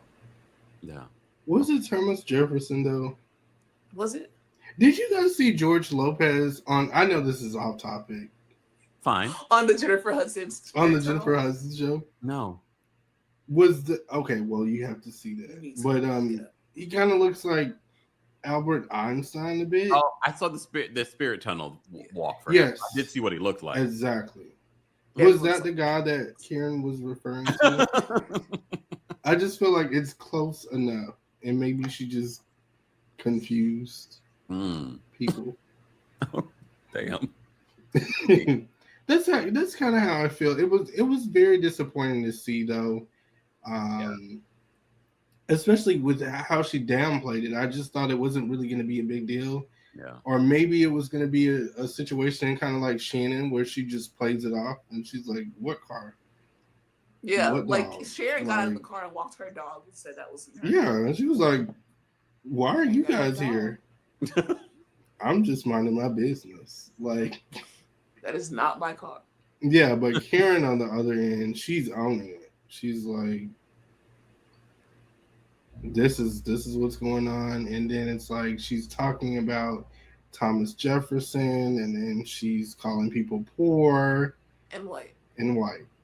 And it's very disappointing, but I am happy that she, a highlight, checked herself into rehab. Right. That was a really good move. And you guys think that it was just to skip the rehab, but I need people to understand, while that may be true, she's facing real time. So you want to show the judges, the court, everyone involved, hey, I'm getting help. This is far beyond Real Housewives of Potomac. This is real life. She don't want to be in there with Miss Jen Shaw and everyone else that went to jail. Well, this seems like Jen's having a great time in there. Right? They're having sleepovers and shit. Karen is 63 years old. She's not trying to direct the play like Jen Shaw is and go to yoga. You have to keep in mind that Jen Shaw is a federal prison. Karen would be going to county jail. Okay. Ooh. That's actually a little bit worse because jail, they don't really give you as many amenities as Karen's. She's really gonna call that cheap. Yeah. And she's facing up to 2 years in jail. Do you think she's gonna get jail time? I think she might get jail time. Because you have to keep in mind, word on the street, this is not her first, not her second, not her third. Okay. Possibly her fourth. Her fourth DUI? I thought it was, wait a minute. No. I know I haven't been watching Potomac, but her fourth DUI? Yeah, according to multiple reports, they're saying that it wasn't her second, because that was the word on the street, and that was bad enough. Allegedly. Yeah, second, I'm like, go to there, go. Yeah. But fourth, go to jail. And again, we have to keep in mind, when it comes to sentencing, will that information be admissible in court? I'm not sure. But we shall see. I definitely think she's going to get something. Maybe. If it's her fourth, she got to get something. As much as I love her, like, you need to learn your lesson, man. Like, that's clearly not working for you. Or just stop driving. Yeah. Do not give her a car. Don't give her access to a car. Take the keys away. But it's too late. But do you think that someone was in the car, like they said? New York City, the Kempire After Dark live experience returns this Friday at the Green Room 42. If you enjoy hot topics, reality TV, and so much more, or maybe been waiting for a chance to meet me in person, live in person, this is your opportunity. But if you are in another city or you can't make it, there is a live stream option available exclusively for this show only. If you have wondered what the Kempire After Dark live experience is, it's nothing like you see here on YouTube, TikTok, or any other platform. It is unlike any other thing that we do. And it's an opportunity for you to spill tea and for me to spill some tea as well. Get your tickets today for the Kempire After Dark live experience returning to New York City at the Green Room 42 with a live stream option available. Ticket information will be available in the description. Now back to our show. There was a rumor about that, and I believe that's brought up at the reunion, that there might have been another man. Maybe Blue Eyes was in the car with her. Thomas Jefferson. Thomas Jefferson. I mean, when you look back at the footage, some of what she's saying, although very inebriated, you're like, wait, did she just say that the driver, security that you hired for me? I felt bad for Ray Huger.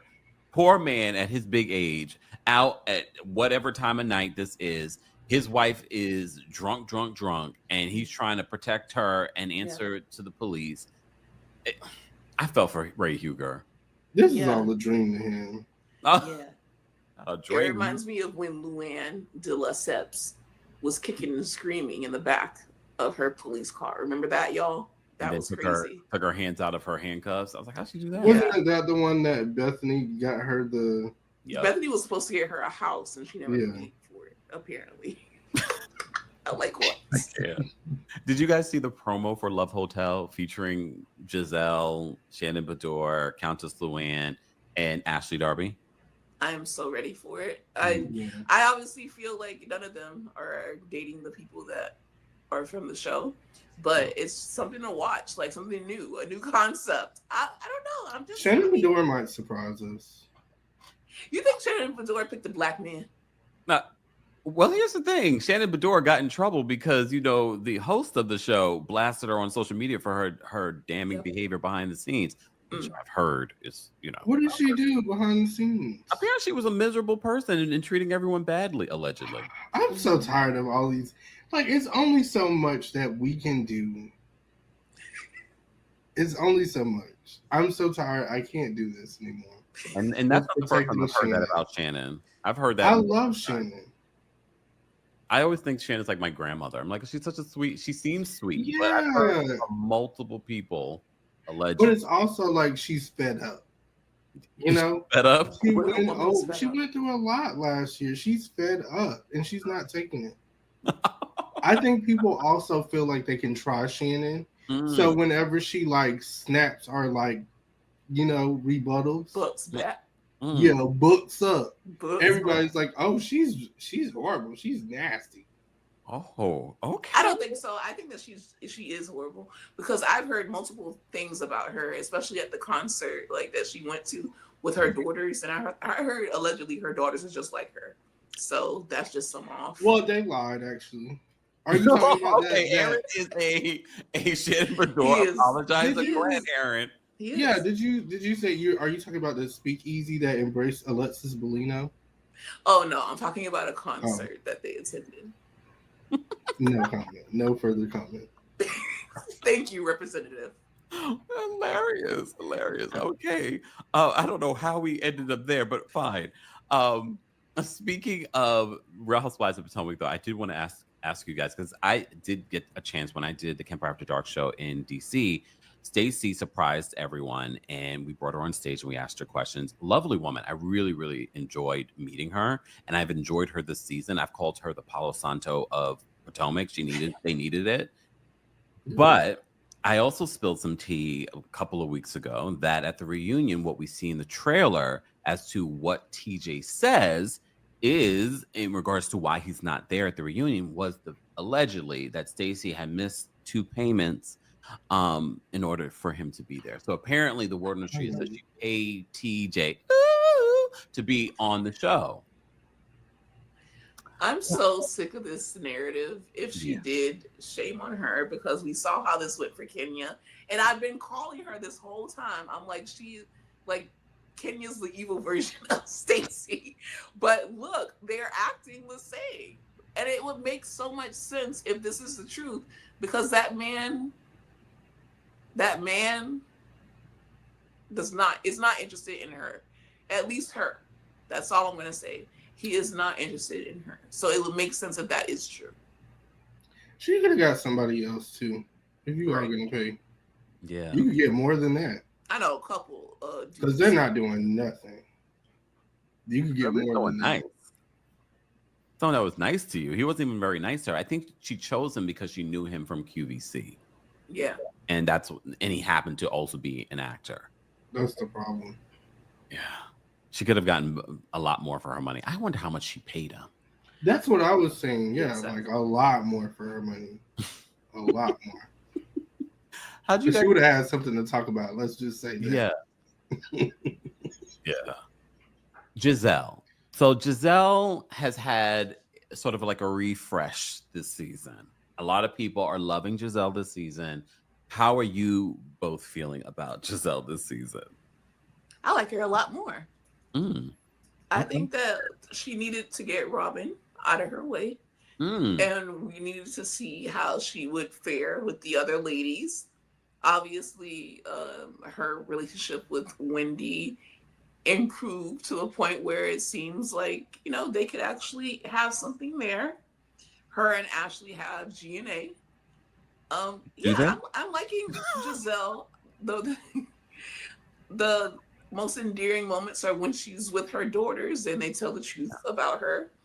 And it's fun. She was also trying to save the show and produce and do her things. The only way that she rubbed me wrong was when she let Mia get away with saying that stuff about her children when she popped off on Wendy and Candace about it, and everyone's like, oh, Giselle doesn't act like that, doesn't make any sense for her to get bugged. But she wasn't close to Mia like that.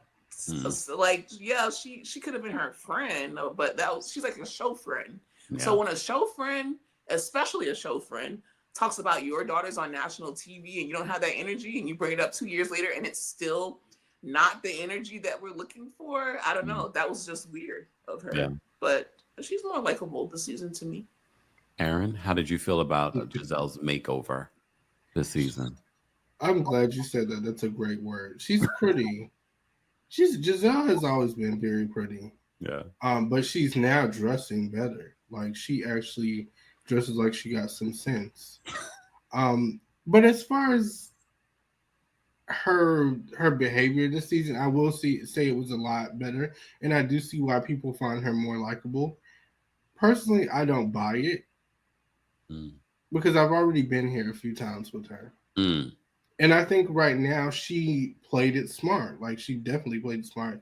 This is the Karen takedown season. This is the Mia showing her ass. It's like all this negative spotlight is on everybody else. So it's like your chance to come to the screen and make amends with Wendy, which is something that she did. But it just doesn't feel natural. I feel like it happened too fast, too. That conversation that they had, like, why did that happen so soon? I feel like this was the network and production. Right. Along with Giselle, they wanted to, again, make over her personality, her dress. This was supposed to be her comeback season. PR fans, yeah. Public relations in regards to who people have said Giselle is. For me, it's going to be action, and it's going to be long term in seeing that. I will say though, you haven't seen this in the finale. I'm going to give you a spoiler. Sorry, you should have watched it though. It was good. I was like, because they went to Vivian's. Because it was a whole fashion show. So they went to Vivian's fashion house store in order to pick out fashion. She ends up not walking in the fashion show. However, there was a dress that Dr. Wendy wanted to wear, but Stacey's like, no one could look better than me at the fashion show. Giselle goes back to Vivian's store buys the dress and wears it to the fashion show, only for us to find out later that Giselle not only wore it during the season finale, she gave it to Dr. Wendy after. I love that. Like, Aaron's she's not impressed. Nicer, but she's laying it on thick. She's laying it on thick. She's so sweet. Yeah. Okay. Damn. Wow. All right. Before I let you guys go, I had mentioned, because I know you guys talk a lot of different, topics on your podcast, but you also cover a lot of different Bravo shows. And one of the shows that you meant that I love on Bravo that you mentioned you don't watch is Below Deck. Kaya, why don't you watch Below Deck? It makes me claustrophobic. Like, they are on a boat the whole time. And don't let me get into Below Deck Mediterranean where they're on a smaller boat. Like, what? The whole show is on a boat. And when they go off of the boat, they're doing excursions. But they're either in the middle of the ocean, which is scary, on a deserted island, which is scarier. Then they go and then they argue and get drunk in Greece or something. Then they get back on the boat and like they have to be in those little barracks or whatever it's called on the boat as the staff. And they just do it again for another, people that are coming on there. I can't do it. You know what I always wonder? Why don't they do Carnival Cruise Line Below Deck? So we have you want ratchet Below Deck. That's what you want. So we have room to scrap if needed. If they really want to buck up in there, we have room for that. Great idea, actually. Give that to Lemuel though. Because they have the nice suites with the separate living room area. Mm-hmm. So you have room for all of that. They have the dining halls. They have so many places where you could cut up. But on those small ass boats that they have, it's not that legal liability. I think that's part of it. Because I've always thought, I was why haven't they done a bigger ship? Because there's so much drama that happens on these cruises. But I think part of it, they can control everything on these yachts that they have. But I really think that you guys should give Below Deck a chance. It's one of my favorite shows on Bravo. I did with it was Mediterranean, right? Where they sent us that robe. They had sent us a promo package, and I'm like, oh, this is nice with our name. It's the one. It was that one, and then it was the one when we were on the Below Deck podcast around that time. I did watch a few episodes after that, and I'm like, this is pretty good, but I can't remember any of their names or what it was about. Watch the early seasons with Kate Chastain, the original Below Deck. I think you would enjoy it. Traitors. Yes. Can we talk about Traitors? Absolutely. Are you both watching the season 3? I am. I don't know about you. Aaron. No, I'm not. Why? So I seen Housewives home too early. That's why. Right. I think that's what it was. I seen the first episode and I was just like, ooh, this is rough. It's the cast too, because last season was so exciting, I think, because we had so many power players, but then on this season it's like Dolores, Robin Dixon.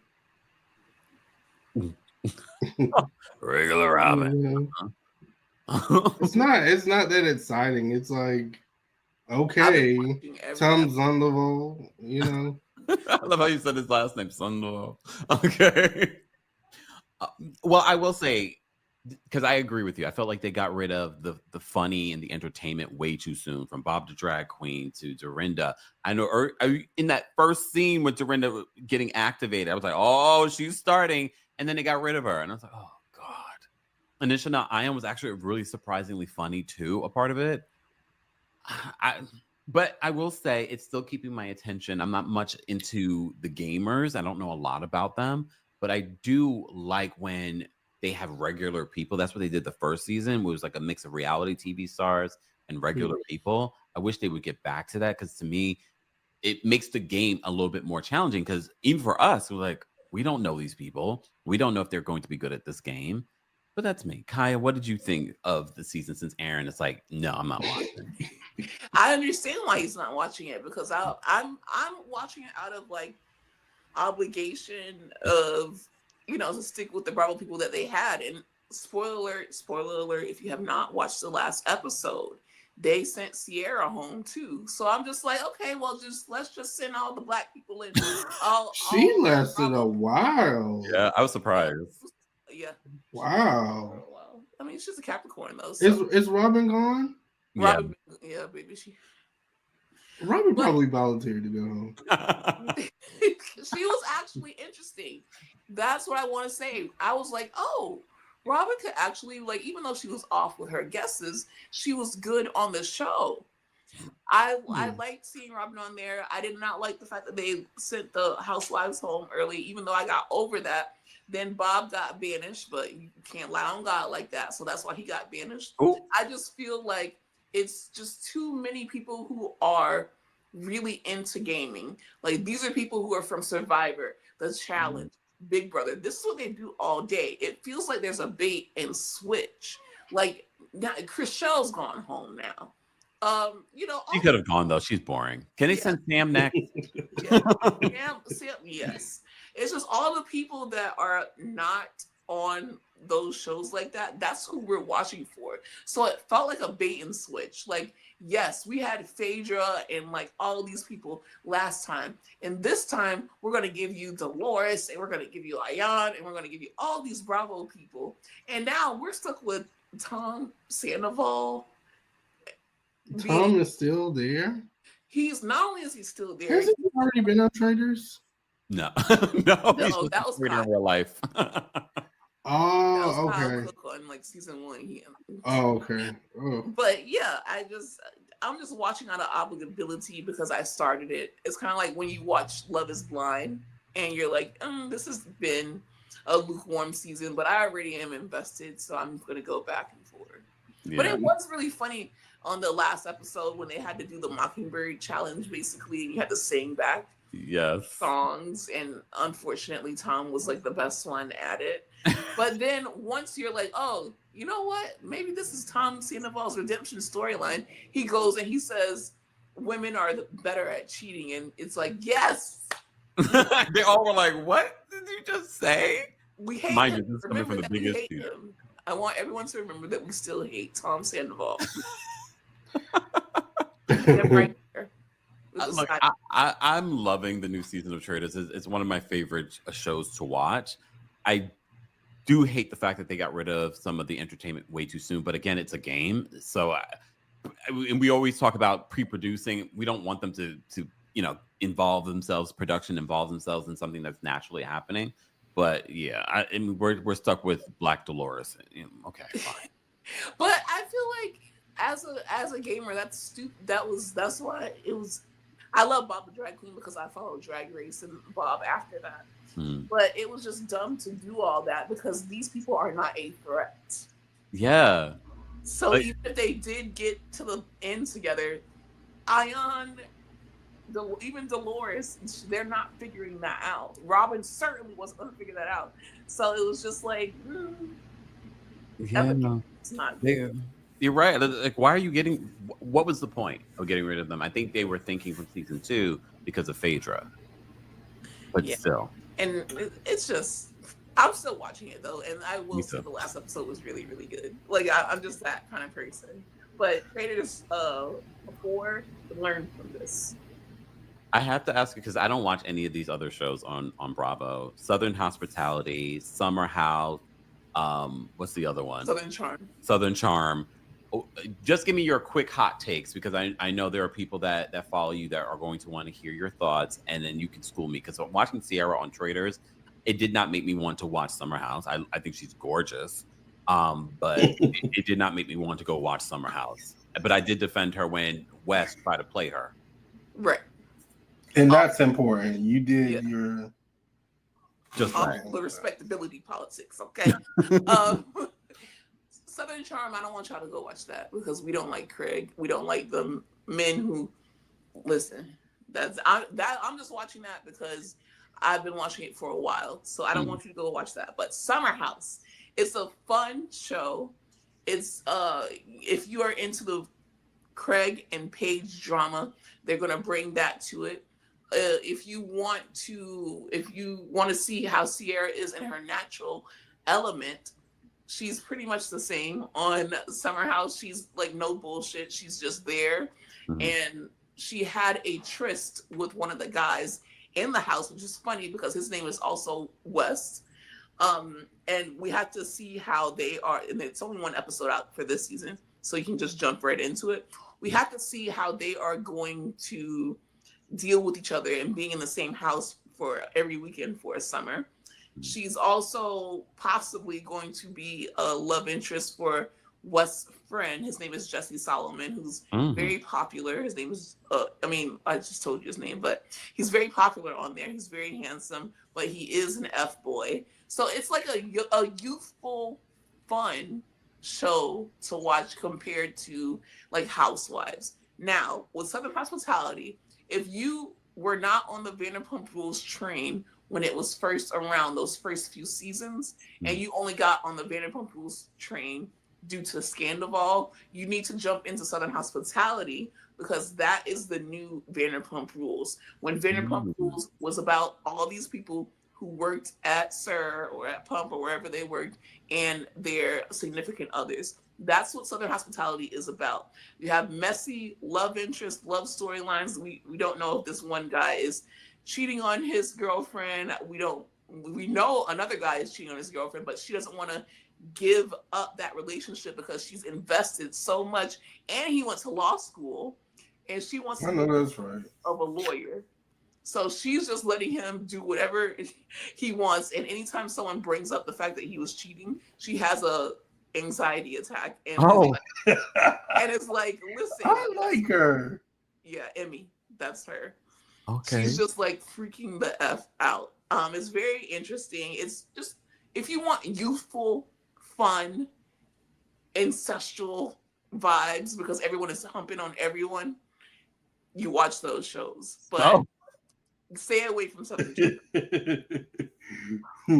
Okay. Thank you for that summation of what's happening. I do want to say, with Southern Hospitality, we have naturally diverse people, not diverse just race, diverse sexualities. We have out and open gay men.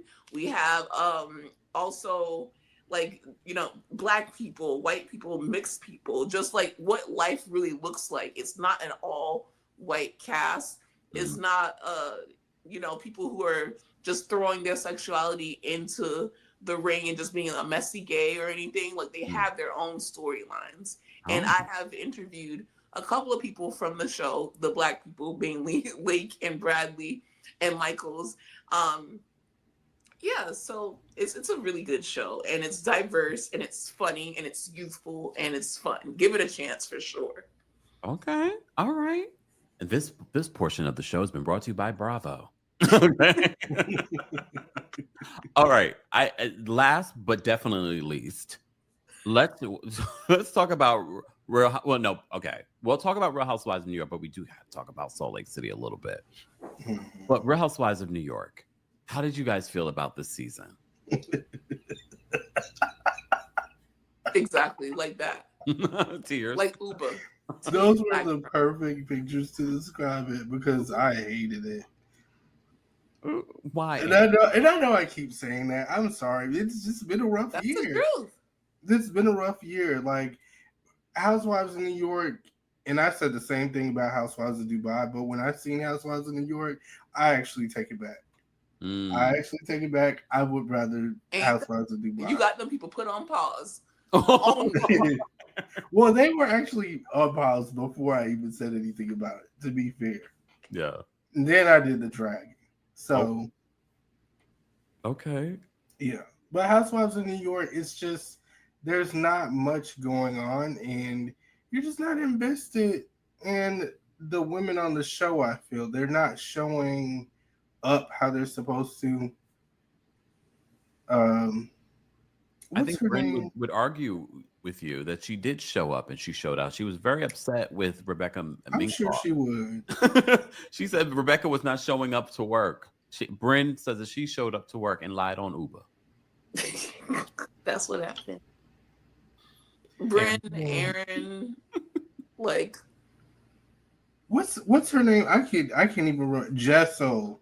Oh, Jessel. She was the only one that was actually like. Yeah, I kind of liked her. I will say that was the one highlight. I was like, okay, it seems like we're getting to know her a bit more. Can't remember her name, but okay. couldn't remember her name. I did towards the end. It just took me a second. It's been a while since I've seen it. The last thing I seen was when she came out. I think it was her party, and she came out with 2 dresses. Yeah, and both of them kind of were like mid. Do you like her or you don't like her? Exactly. I do like her. Okay. All right. I heard she's horrible behind the scenes. Allegedly. You know what? These people are definitely, well, maybe they might not be lying about her. So never mind. Kaya, how do you feel about the Real Housewives of New York season? Or more specifically, their reunion? Because a lot of people said the reunion was the best part of the season. Which is unfortunate because it was definitely a touchy reunion and something that we should not be used to, something that should not be normalized, something that I feel bad for. Well, I feel less bad for Brynn because, you know, you want to feel bad for Brynn because you absolutely believe what happened to her. I'm not doubting that she was, you know, but for what she did to Uba and to see that she still really did not understand that, even at the reunion, and for Uba to have to still comfort her when it's just infuriating. I don't think that the reunion saved them. I think that Andy is riding with them though. So I do think that we will have the majority of these girls back with a few exceptions. I think they find a better way to go about things and really like get into it. And if Erin is going to stay on the cast, we need to get into her more because I feel like she's skate and she slid through a couple of things. And it's crazy because it's like at the beginning of the season, I'm like, something is going on for sure. It's not just some crypto coins, baby. So what is it? Does he have another baby? Now she has a new baby. Erin definitely, and I saw this towards the end of the season. I was like, Erin is basically Brynn. They're the same person. Yeah. I think Brynn is just a little bit darker in a lot of ways, but I was like the lies, the pranks of it all, the entire cast for me could go, to be honest with you. I did not enjoy this cast. Jenna Lyons, I think she's iconic in her field, but she can go. She doesn't bring anything. Say again? She doesn't bring anything. Yeah. I'm not going to say that. And Sai for me did a whole 180 on her personality. Like, girl, go back to who you are. Be who you are. If you want to be a lesbian, be a lesbian. Sorry, Garcelle. You want to be a lesbian, be a lesbian. Be who you are. It was like and look, I love Raquel. I loved her look at the reunion. I think she's gorgeous, beautiful gowns, but she's too sane. I felt bad for her that she had to deal with this cast this season. And Denise Huxtable. Yeah. Not Brynn. Uba. Although I was on Uba's side when it came with Brynn telling her this situation. However, without all of that, I still did not enjoy Uba this season either. From slamming the hotel, talking about Puerto Rico. Now Puerto Rico has banned her from the island. No, not really. But it feels like it. It feels like Look, I feel like Uba's too real for it. Like she's like show up as who you are, and these women are like, we're on Housewives, we have to bring it, and it becomes like, you know, you're too real. You're too real to be. You're not delusional enough. I mean, when she said Naomi Wish, I feel like that was a great Housewives line. Because Naomi Wish, Giselle Wish. I was like, okay. I mean, Takeo, but I mean, she's been around a long time. Yeah. I mean, she is definitely one of the faces that I did know of when they announced the cast. And if you look at her magazine covers and things like that, she's definitely she's absolutely one of the girls. But Naomi's fine, Giselle is fine. I just think that she's too real for the show. Brynn, she's too I don't want to say too damaged. I think that she is too villainous, like not in a fun cool, good way. Yeah. Also, she doesn't take accountability. I really wish, because I liked her at the first season. I like the fun, bubbly personality, but she's like a walking just conundrum. Jessel, she was my favorite this season, actually. Yeah. And you know what? I feel like everyone is giving Andy slack about asking her about her surgeries, but we want to know because you don't look like the same person, and I want to know what you did. Like, who? You didn't do a lot. Jessel. She just got a bob. She just got a bob. More than a He also said she got a little filler and a little Botox. Which is but that doesn't really, that's not really anything to talk about. You get what I'm saying? No. It's one of those things where it's like, it's not like that. What was it? The third season of Housewives of Atlanta when NeNe got her nose job, and then she sat at the table and she's like, "You notice anything different?" Like, it's not like that. It's more like little, small, some touch-ups. Yeah, some touch-ups, a refresh, and great new stylist because she looks great. Yeah, but it's just nothing really to look at. I'm sorry. Yeah. Well, we can't talk about Bravo and we can't talk about Housewives without talking about the incredible season that the Real Housewives of Salt Lake City had. I've called it incredible, but you might feel differently. Aaron, how did you feel about the season of Housewives of Salt Lake City? I feel like you're like, he has something negative to say. Let's just get it out. No. I just don't want to assume. I don't want to assume. How did you feel about the season? You guys will be. No, I'm just kidding. I really enjoyed Salt Lake City this season. I enjoyed it last season, but last season kind of felt a little dark with Monica and all of that. But this season was light. It was refreshing. We got Angie K. It had a great cast. Like, everybody played their part. Yes, Angie K. Mary showed up. Lisa showed up. Whitney even showed up. Yeah.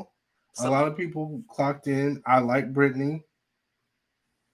Okay. I'm just gonna throw that out there. I really was like a pause. I really enjoyed her. No, I was waiting for the backlash. Oh, well, I said times every single week. The way that they talked about Brittany every single week, she deserved a snowflake. Yeah, like a dog. And it wasn't right. I think Brittany just wants to be loved. Aww. I think she just wants to be loved. I think she wants to be embraced. And she wants to be liked. And I do feel that her and... Oh, my mind's going blank. Which one? The Bronwyn. I think her and Bronwyn actually have that in common. But the only difference is that Brittany is actually open about it. She's vulnerable. She's able to express that, she wants to be liked. She wants to be loved. She wants to be a part of the friend group and feel welcome. And I think that's kind of why her and Bronwyn clash a little bit, because Bronwyn feels like she can't be that vulnerable and she always has to have this guard up so high. And I think she avoids talking about a lot of that with her money because she brings her money up a lot. I do notice that. And buying gifts.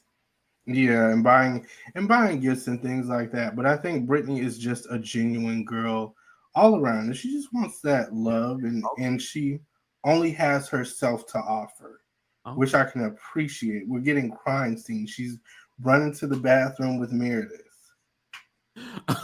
Do you believe that Brittany was recording the women? Beyond, and maybe had nefarious intentions? Okay, so I don't believe that she had bad intentions. Okay. I believe maybe she was recording them a little bit. But it was probably like, as a Kiki, like, you see, can't stop arguing. They're just like, see how loud they are? I don't think it was anything like she was trying to have dirt on anybody. I don't think it was a situation like that. Because Brittany's not that calculated. She just doesn't seem like she thinks it through that much. Okay. Kaya? How are you? First of all, how are you feeling about the season of Real Housewives of Salt Lake City, and if Brittany did it or not unintentionally? I love that season. Like, I can honestly say there was not an episode that I didn't watch more than once. The whole season, I was entertained from the Bezos party and all them black people showed up. That's how I knew it was going to be a good season, because I'm like, you have found every black person in Salt Lake City to come to this Bezos party, and it ate down. Lisa was the girl all season. I understand though why Angie K got her snowflake. Now, as far as Brittany, I am not as big of a fan. I think that she was definitely recording them. She was going to send it out because even before the episode aired, she revealed that it was her who was recording. So it was like, I wasn't able to do it in that time or send it to anyone, but I'm going to tell you now that this is going to be about me. And you know what? I've come to not enjoy her, but I've come to accept her because Aaron loves her and our good friend Kendrick loves her. So since they love her, I will accept her. You know how you have that friend that is just around because your friends like them? That's who Brittany is. As far as Bronwyn, I think that maybe Bronwyn, when she comes back, we're going to see who she really is because I think that a lot of stuff got lost in the sauce and she's a bit more nefarious than people think that she's coming back. They say that, well, I hear that everyone is coming back. Okay. The streets saying everyone's coming back. Oh, okay. The streets. Okay. And they're saying that Brittany is coming back as a friend, which is good because I don't need her full time. Go and Bronwyn was not the reason that her kids don't fuck with her. I agree with that. But that was weird of her to blame. Yeah. That was funny as hell to me. Because she's like, nope, not taking that. Actually, not taking any ownership at all. And did you guys notice that clip of her, when she leaves the stage and they're all talking and she's like, I should be out there for this. I love that because no, you shouldn't. I really do enjoy her. She is so sweet, I think. And I do enjoy that element versus like the other women because I feel like they are so intense and she's just like light and carefree. So I do enjoy that. I also enjoy that she's so open about her relationship. Like 1 minute she's with Jared, 1 minute she's not, 1 minute she's in love with him, 1 minute she's not. Then 1 minute she's like, we're friends when they tried to call her out. And they're like, we just seen you and him at this party last week. And she's like, as friends. I like how honest she is about that. And delusional. Yeah. Delusional because she's also talking about how she's Mormon and doesn't drink, but she's drinking and she's Mormon and she doesn't drink. And having sex. I kind of like it. Yeah, you like it fits in with the whole shtick of Real Housewives of Salt Lake City. This is what separates Salt Lake City from the other cities. I like housewives that lie. Like I love housewives that lie for fun though. Like not about not serious. A Mia lie. Yeah, not a Mia lie. Or a Brit. But just like the lightest stuff. Like, oh, you were here at this party yesterday. She's like, no, I wasn't. Because you're a Leo. Leo's. Yeah. Yeah. Well, okay, wait. So what? Wait, no. Wait.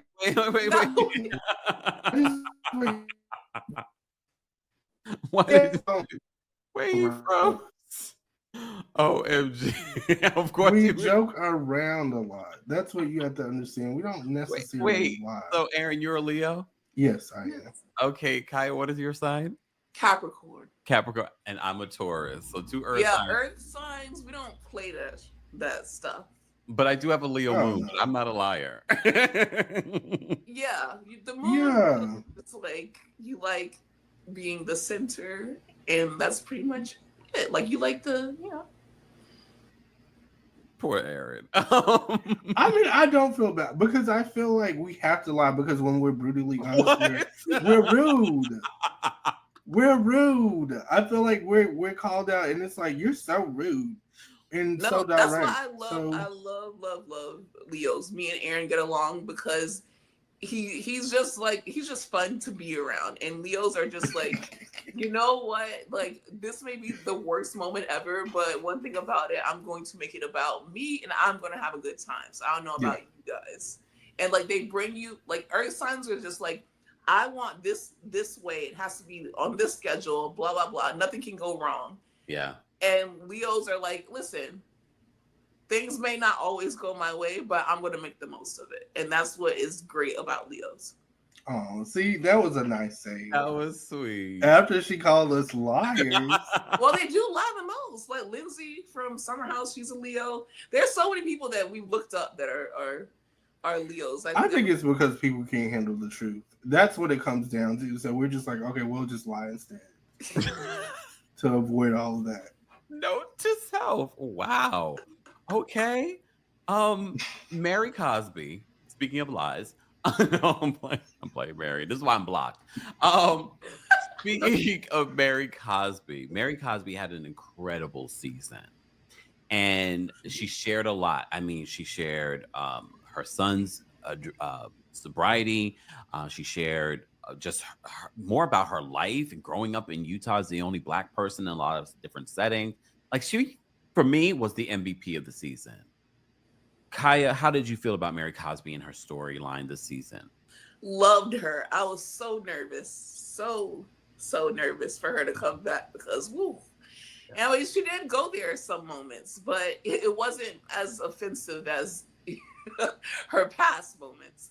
I think that a lot of it was she might be getting ready to leave that man, but that's just, we'll visit that next season.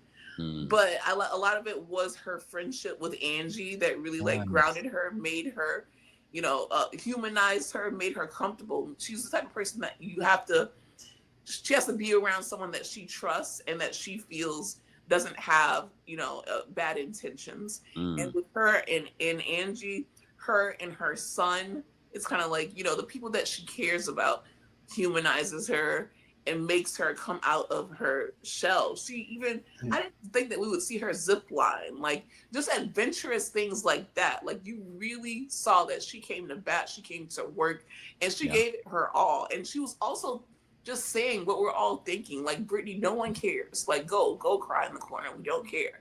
Like, you were recording us. Leave us alone. Like, no one cares. Even like, I'm a Lisa Barlow. We are Lisa Barlow like stands, even though she's getting a lot of heat. Like, we stand beside her. We're gonna see next season. A lot of people's intentions are going to be shown, but even when Mary whacked Lisa, it was hilarious. Mary was just so good this season. Aaron, I agree. I did enjoy Mary. I did also enjoy her relationship with Angie K. Yeah. In that. Because at first I was like, is this real? I'm not going to lie. I did feel that way because I'm like, it seems like they were just really showing us that. But then towards the end, when they had that little fight, I was like, okay, this seems to be a genuine friendship. Angie K seems to really care about Mary, and Mary really seems to care about Angie. So I did like to see that. I like that Angie was able to provide a support system for her, like Kaya said. And I also like how open she was about her son, because that is a very difficult issue to address. Yeah. And also be so vulnerable in front of people that you don't know. Like, literally millions of people are watching you.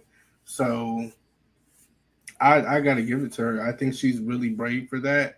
And also working while all of this was going on, because she was still participating in the trips. She was still doing all this other stuff and trying to interact with the other ladies. So she clocked in, and I definitely respect it for her. Definitely. Look, there were so many Housewives shows on at the same time. I don't know about you guys. It was like overwhelming, but the current season of The Real Housewives of Beverly Hills is airing. So I just want your quick thoughts before we let you go. So good. I've really been enjoying. This is the first season where all of them. I have been enjoying each and every one of them, especially Dorit, which is a nice change. Okay, don't do that. Okay. I didn't say anything. I'm smiling. Who's that a smile? Don't wind me up. No, say but it. I do like Dorit. I feel like Boz is a wonderful addition. I fell in love with her probably by the second episode, and immediately I'm like, I just want her on. I also love that they didn't force a relationship between her and Garcelle. Yeah. And it kind of happened naturally. Like we got that on maybe like the 4th or 5th episode, them actually hanging out and trying to fill each other out. Yeah. And I really appreciated how they've been maneuvering this. Also, Sutton's storyline, because I wasn't really enjoying Sutton the first few episodes at all, with her and the Dorit situation and just how she's been acting. But seeing how her mom acts, I can definitely see what's going on now. Mm-hmm. It gives me a way better understanding of who she is and what this is about. Okay. And Jennifer Tilly can't hide that in her purse or in her house. Wait, sidebar. Sidebar. Did you guys see the rumor that they're saying that the cast can't stand Jennifer Tilly? I saw that, and I'm like, I agree. What? Wait a minute. I agree. You know why? Because I feel like she's fake. The only person that I think really likes her is Kathy. Really? Not even Sutton, her best friend? They stick together. What did Billy say? Birds of a feather stick together. What? That's how I feel. Jennifer Tilly, if we see the inside of the house one more time with that brought up Chucky doll that I am so sick of seeing, I don't think that she should have been a friend of on the show either. It just feels very... Get somebody... Camille was free. Camille was able to do it. So I just don't understand why they even felt the need to do that. But yeah, I understand if they don't like her. I think if you see more of Jennifer Tilly in the after show, she's a lot more likable. During the season, they don't show a lot of her. I like her in the after show. I've seen it. I have seen it. Wait, Kaya. Okay. It's Aaron saying that he's seen the after show and he still doesn't like her. He still don't like her. It's just, Okay. I believe that the cast doesn't like her that much because we're not seeing her interact with the cast much. And we're seeing her, she's like, look at this. I got this $3 million bag. Look at this. I got all this, inherited. Exactly. From the Simpsons, like, the creator, may he rest in peace also. It's like, can you be a little bit more sensitive to the man that has passed away? Like, please. I don't think that a friend needs to necessarily give us too much of their home life, but we haven't gotten anything about her home life other than the fact that she has multiple homes. She got a piece of The Simpsons, and then she was in Chucky. That's it. That's all we know about Jennifer Tilly. That's it. Yeah. This season of Beverly Hills has been excellent. We don't have Dorit this season. We got Hoodreet. We don't have time to play with you girls. She doesn't have time to play with Kyle. Like, Kyle don't wind her up. Wrong. Kyle's dead wrong to be texting her ex because we all know if Dorit was texting Mauricio and you asked to see the messages and she's you guys should be ashamed of yourself, it would be a whole nother show and a whole nother thing.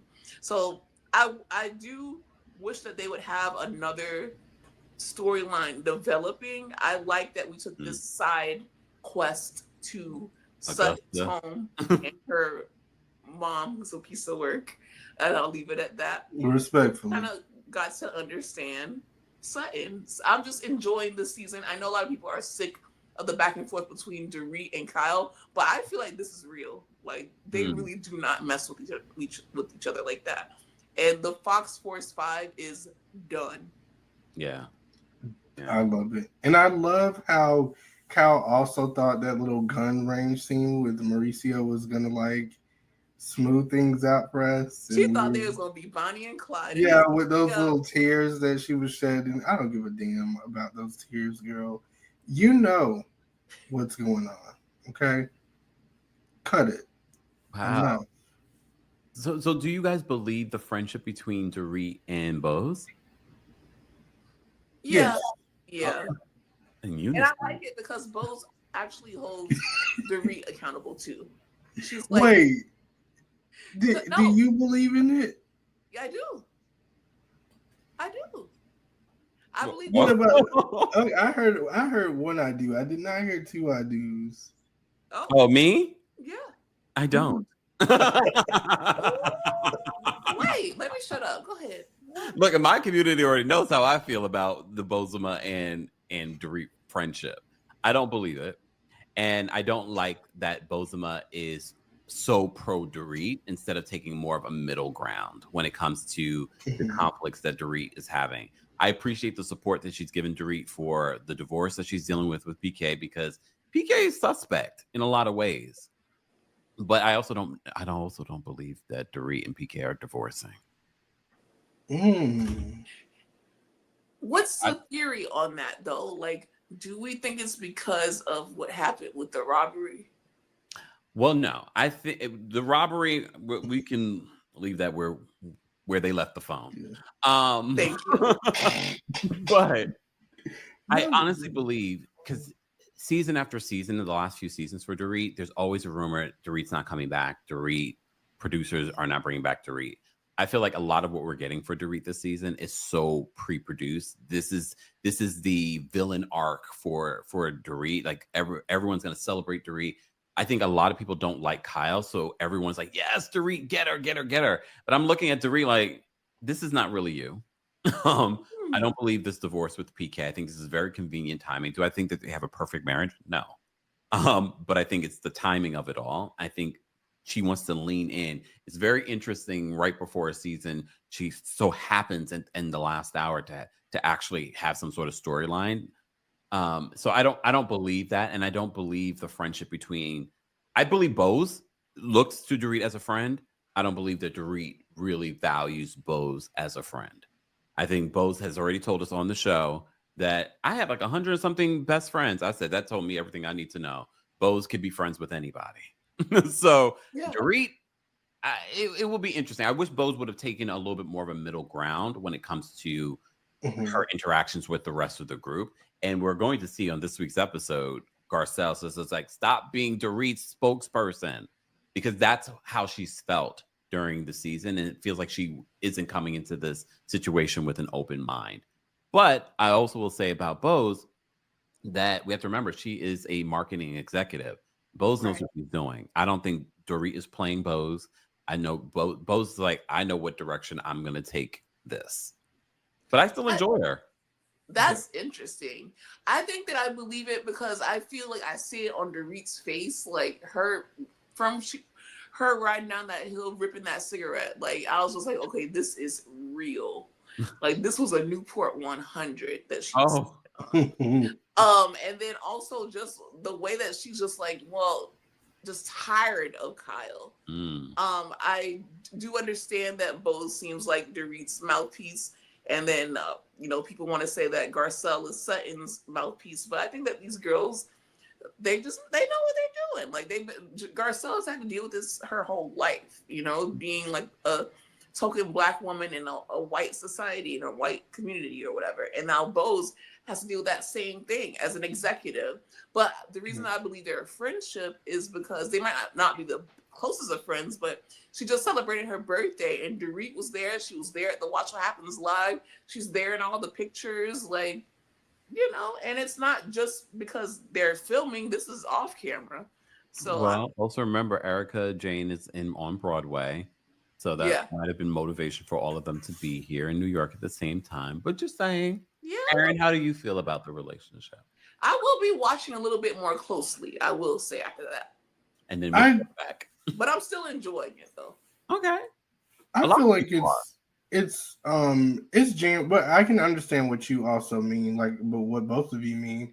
It does seem genuine, and I do think that Boz is a bit maybe more invested than Dorit is in her. I can definitely see that. But I also think I don't really look too hard at that, because I feel like if Dorit is going through all of this, then that's probably where her attention is. So she can't necessarily be present in all of that in that moment. I think she's spread thin. Okay. And I'm also seeing Boz's life too, like her relationship with the new guy, them thinking about, even though I don't like when people come on and their storyline is, should we have another baby? But before saying I love you. Right. Before saying that's very weird to me. But you know what? that was an interesting thing that we found out on this episode. Her finally like talking to her daughter in a real way, her daughter opening up about things. So, you know, we learned about her past, and also like Aaron said, her and Garcelle naturally being friends rather than being forced together, or rather than being forced to feud. Because two Black people can like each other or dislike each other, but we don't need no one else in between us telling us what to do. Like I don't think Boz and that guy are gonna work out either. You don't think? Well, okay, let me ask you a question, because I brought this up and I think it went over a lot of people's heads when they watched it. When Boz was talking with her daughter, Lael, and she said, "Oh, you met Keely for the very first time when he surprised us in Ghana." I was like, wait, he just showed up on your international trip with your daughter as a surprise? How Kai, you giving us the yes? Okay. I want to know your thoughts and your reaction to that. I was shocked because I feel like her daughter is old enough to know like what's going on. Like when they're younger, you say, "Oh, mommy has a friend," but this girl, she's like, "Yeah, I'm about to be out this house, so you're gonna need another baby." So for him to come all the way to Ghana, you don't go across the Gulf of America or wherever you gotta go to get to Africa and just show up like that. So I don't know where they're going, but I like seeing them together. What did that say to you though? Because it's like you're like, oh, it might have went over people's head, but what is your theory there? Here go Kaya again. Kaya, this is my show. But I want to know because I'm watching these shows and I'm like, wait, am I watching a different show? Well, no, here's the thing. It stood out to me. I was like, oh, that's interesting that he just showed up on an internet as a surprise.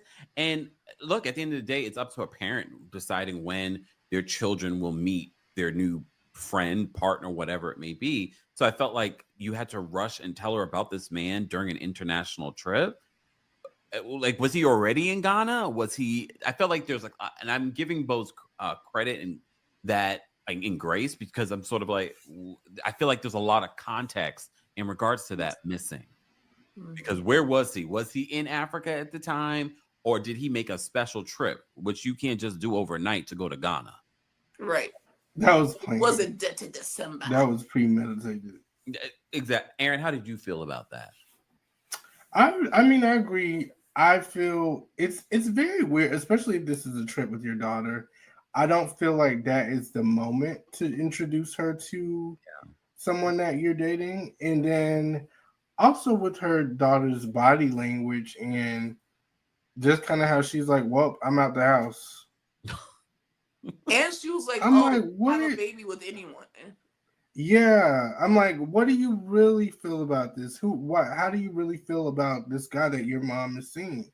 And there's something about him too. That's what I was saying earlier. Like, even when they had that little sit down, I think it was for lunch or dinner or whatever, it's something about their chemistry that just seems off. And it's not so much on her end, it's on his end. Yeah. I kind of think that she's in a position right now where she wants certainty. She wants to know that she's going to be proposed to. She wants to know that she's going to be able to have the baby that she might want, you know? And he's kind of like, well, we'll see. We'll see. It seems like he's coasting. On the after show, because Aaron, I know you watched the after show. On the after show, Boz brought up that Sutton says that she saw red flags, and she says like, I don't trust Sutton's instincts. If we're seeing red flags, and Sutton brought that up, I'm wondering why Sutton said that. That's a good question, because I did not. I need to watch the after show. I watched the Salt Lake City after show. But the Beverly Hills one, I kind of watched Beverly Hills. Then these last couple of ones, I think you should definitely watch. I do like Beverly Hills because I feel like they get more into it, and then I do like that they bring the friend loves, because I'm like, Jennifer Tilly being on here is surprising. And apparently not helping.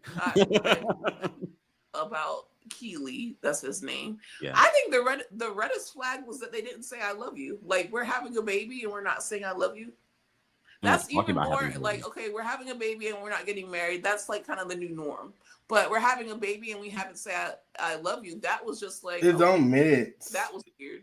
That was weird. And also, it was that one thing that he said. He was like, even if I didn't mean it, was something he said, like, even if I didn't mean it, I would say it.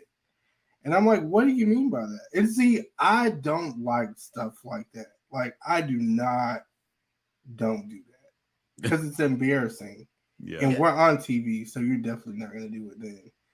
Yeah. I don't want to put the label on him because once me and Aaron say a certain word about someone. No, I'll say it. You're acting weird. Oh. Yeah, there's no words for it. Because once we say you're acting weird, you can't unweird yourself. Yeah. That's the rule. It really was not this last episode, but the episode last week when they had that lunch, dinner, whatever it was. That I was like, whoop, my alerts went off. I was like, what did he just say to her? And then we found out in this last episode about the whole, popping up during their Ghana trip. Sidebar. Next season, producers, I want to see Boz, because Boz can do this because she's done it before, take the women to Africa. Take them to Ghana. Take them to one of the other countries. I want to see these Beverly Hills women in Africa. Please and thank you. That's my only request. Bring Porsha too. Excuse you. Like, I know this is Beverly Hills, but bring Porsha and Phaedra. Like, I feel like that would be such a fun trip. Okay. I didn't expect that you want a crossover from Atlanta. Yeah, I would love an Atlanta Beverly Hills crossover. You're right. I kind of wouldn't mind. And Erica Jane would love it too. Like, I know for a fact Erica Jane would love come back. Yeah. OMG. You guys would probably be on Atlanta. Period, man. You guys have been so much fun. Thank you so much for doing this. Happy Black History Month. What is coming up for you guys? Remind the audience again where they can find you, what is coming up, all the good things. You can find us at Bravo Wild Black, or if you want to listen to us at Bravo Weird Black. On our podcast, I'm going to have, because Aaron hasn't been on the latest episodes because he's been kind of busy, but Aaron is returning 2 more times just this month. Yes. To get entertained. We'll be back. And we are actually going to have Kempire on. See how I sprung that on you? And I did it on camera. And also go to our Patreon, patreon.com/BravoWildBlack for more, it's not just episodes, just more things. Like, I'm trying to find a man, so I'm taking you on my journey of that. I'm also talking about different shows. I'm telling y'all side hustles. It's just a lot of different things going on the Patreon. So, yeah. Kaya, you're going to have to come on our dating live so you can talk about your dating experience. I'm always available. Oh, stay tuned, guys. Because I'm like, wait a minute. Okay.